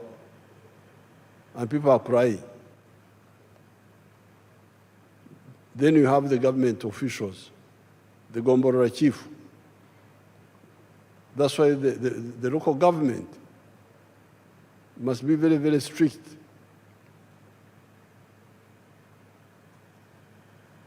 The Gomborora chiefs, what are they doing? The GISO, there is somebody called the GISO. Have you heard of somebody called the GISO? He's also there. Drugs are being stolen, GISO is there. This is what I can no longer tolerate. The people of Uganda have given me authority a number of times now.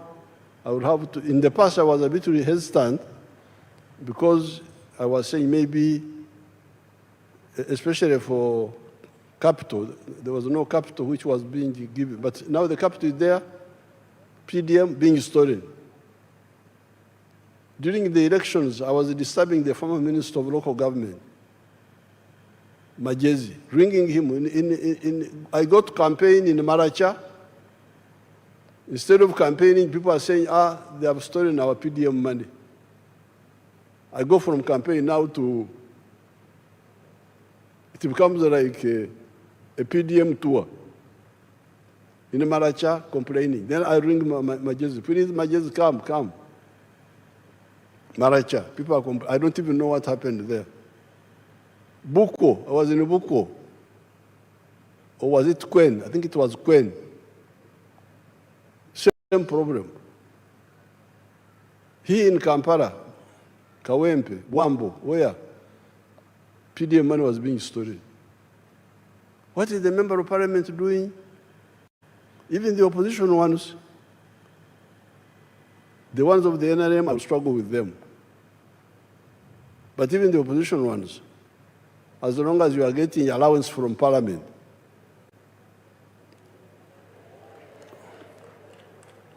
and you don't go to check what is happening, I would ask you, the Attorney General, to see how I can deal with you also.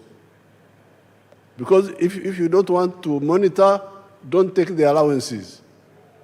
Say so, go to the clerk, but then why should you get a salary in the first place? So it seems I've got a legal basis where to demand performance from both the NRM and also the opposition. As long as you are getting money of the government, you must check. Because some of the opposition say they do it maliciously. Let the programs not work so that the NRM is blamed. That's not good enough for you. Because these programs are not for NRM, they are for your own people. So therefore, this service delivery, the drugs in the health centers, the justice, corruption, security, law and order, the infrastructure of leadership is there. Member of parliament for every constituency, LC3 for every sub-county, those are paid. The ones who are not paid, I don't blame them so much. The LC2 is not paid, so I don't have to blame him. But the LC3, the member of parliament, the councillor, these are all paid people. They must monitor, and then the government people must monitor. And local government, must monitor them, the chief administrative officer. That's why I put in local government some people that people have been saying they are cantankerous, quarrelsome, like Barugahara and Namere. Namere is famous for quarreling. So you go and quarrel with them.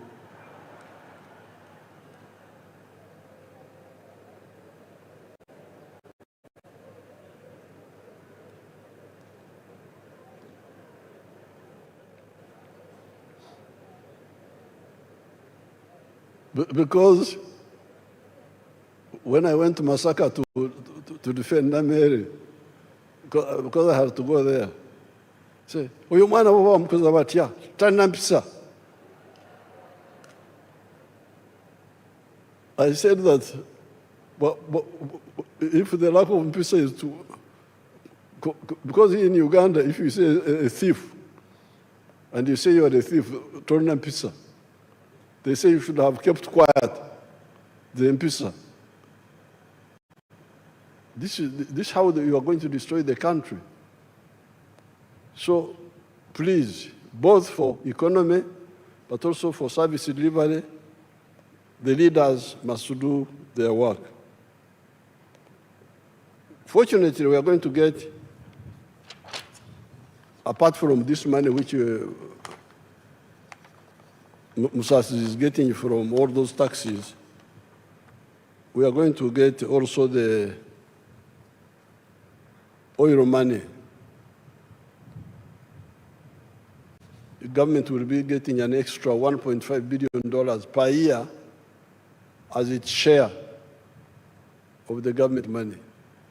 Now, I'll discuss with you how to save this money, first of all, to create a sovereign fund so that it can earn money, because that's how some countries like Norway have used their money very well. Instead of using it to buy perfumes and so on,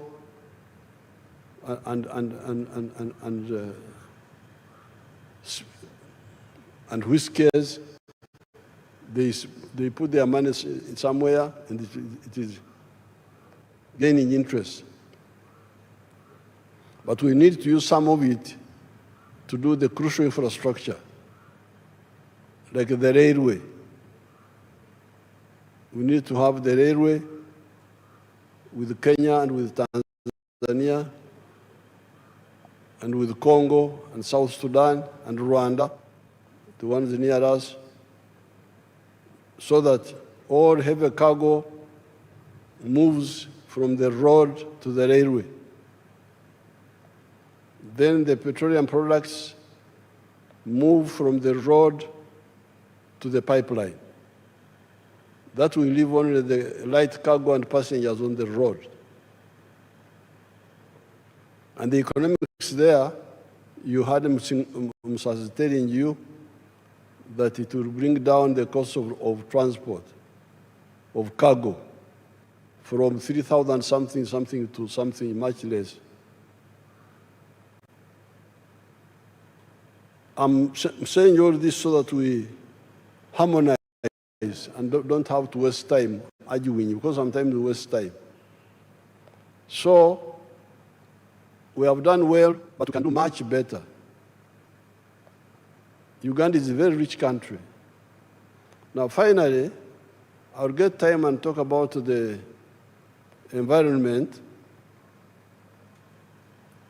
and the trade order, where we had to remove some of our people from the roadsides and all that chaos which was here.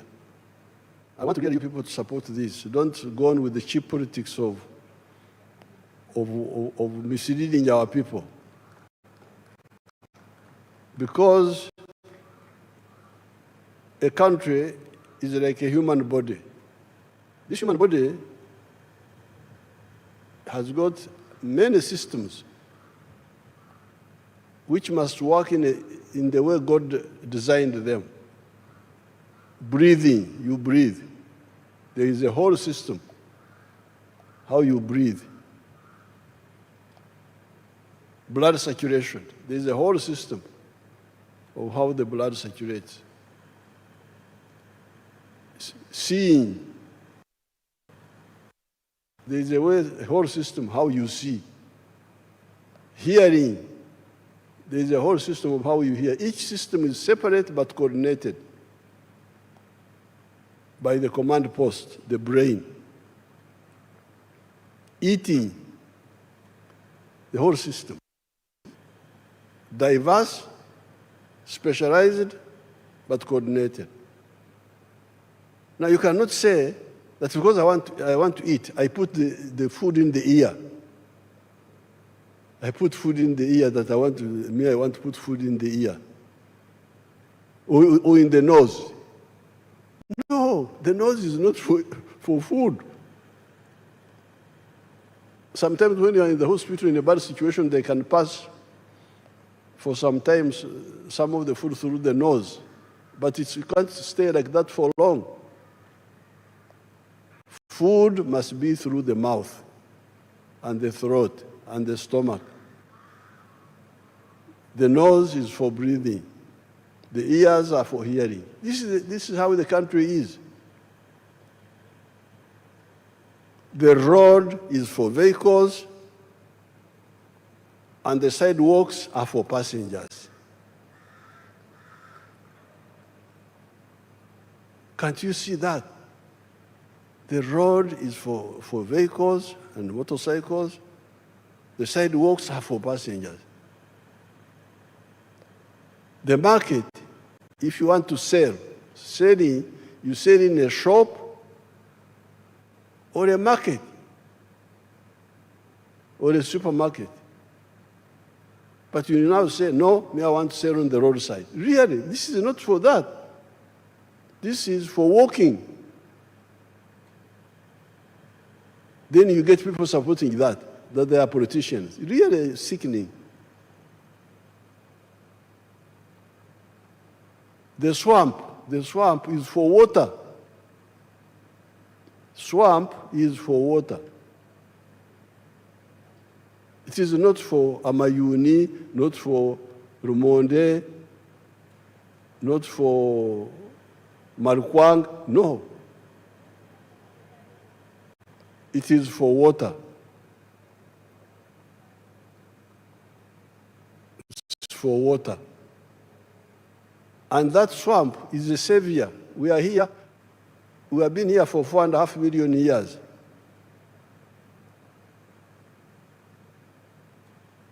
And these things came recently, the permanent buildings, vehicles. What was sustaining us were our swamps and our forests. Even when our level of science was very low, not so much, the swamps and the forests kept us here, and the grass. Now you want to destroy that, and you say you are a Ugandan? No. What are you looking for in the swamp? Swamp is for water. When the Chinese came, they misled some of our people to grow rice in swamps. This was see how the swamp should look like. That's a real swamp. Papyrus, water, that's how it looks like. The way God created it. And we can use it like that. So therefore, this turning upside down, wanting to eat through the ear, through the nose, not through the mouth. You put food in your eye that you are eating. This is suicide. Even this Ebola you are talking about, why didn't we have Ebola in the past? I had never heard of Ebola. We had other diseases, but we have never had, historically, I've never had, except recently.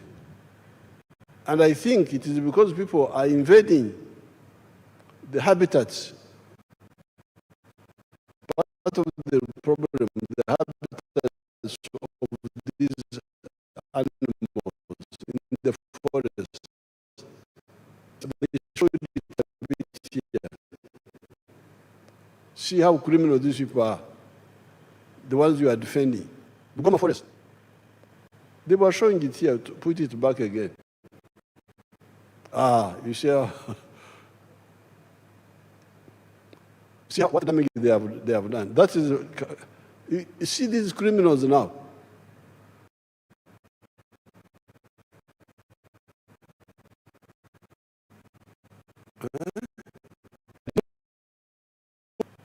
What good are these? Whose interests are they serving?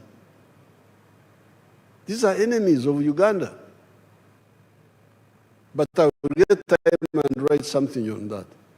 So for now, please let all the political leaders take the lead in getting our 33% of the people in the outside the money economy to join the money economy, do so with the Chibaro, then we deal with the others, value addition and so on, like the minister was saying.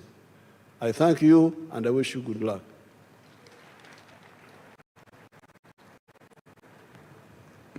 Thank you, Your Excellency, for the successful delivery of the budget speech for the financial year 2026-2027. On behalf of Parliament, I pledge our commitment to effectively apply our mandate to realize all your progressive intentions for our beloved country and its gallant citizens. Adjournment.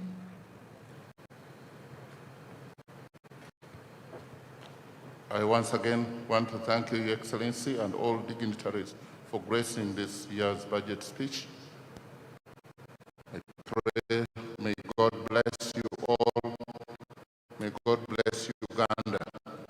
Honorable members, the House is adjourned to Tuesday, 30th June 2026. The anthems.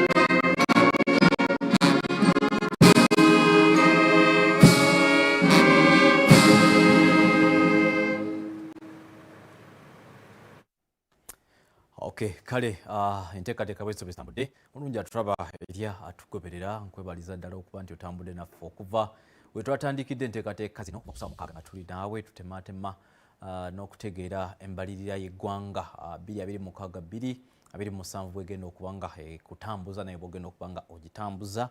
Bingi ebyogeddwa era bingi byolabye era bingi byotegedde era ng'ebisinga ku bino okakasa nti ogenda kuba nga oyongera okubifuna amawulire gaffe gambuuze n'amawulire gaffe ageesigika. Oboolyawo n'enkeera amawulire gaffe gy'otobadde ku ssaawa mukaaga ojja kuba nga oyongera okuba nga obifuna.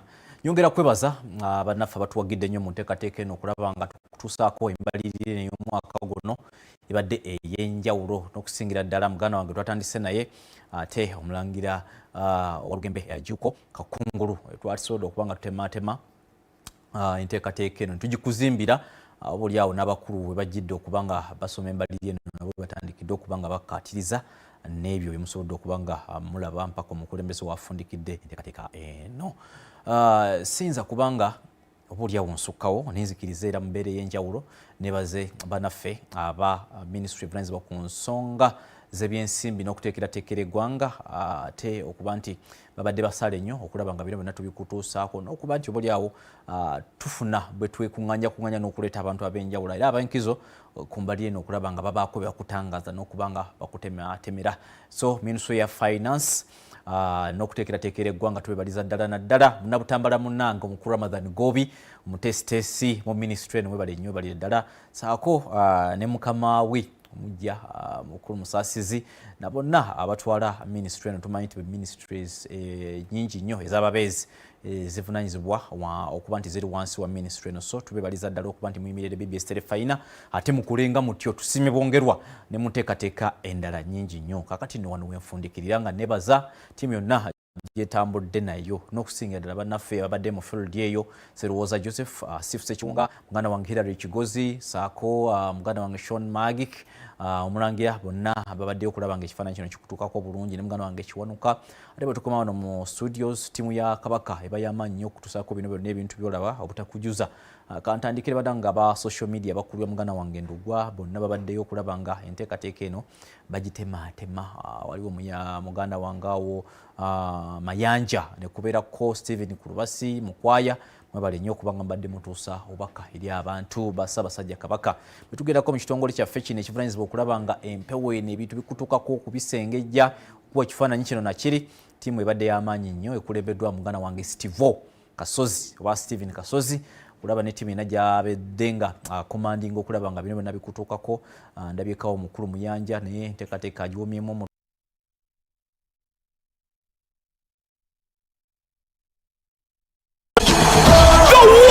Greatest football celebration is on UBC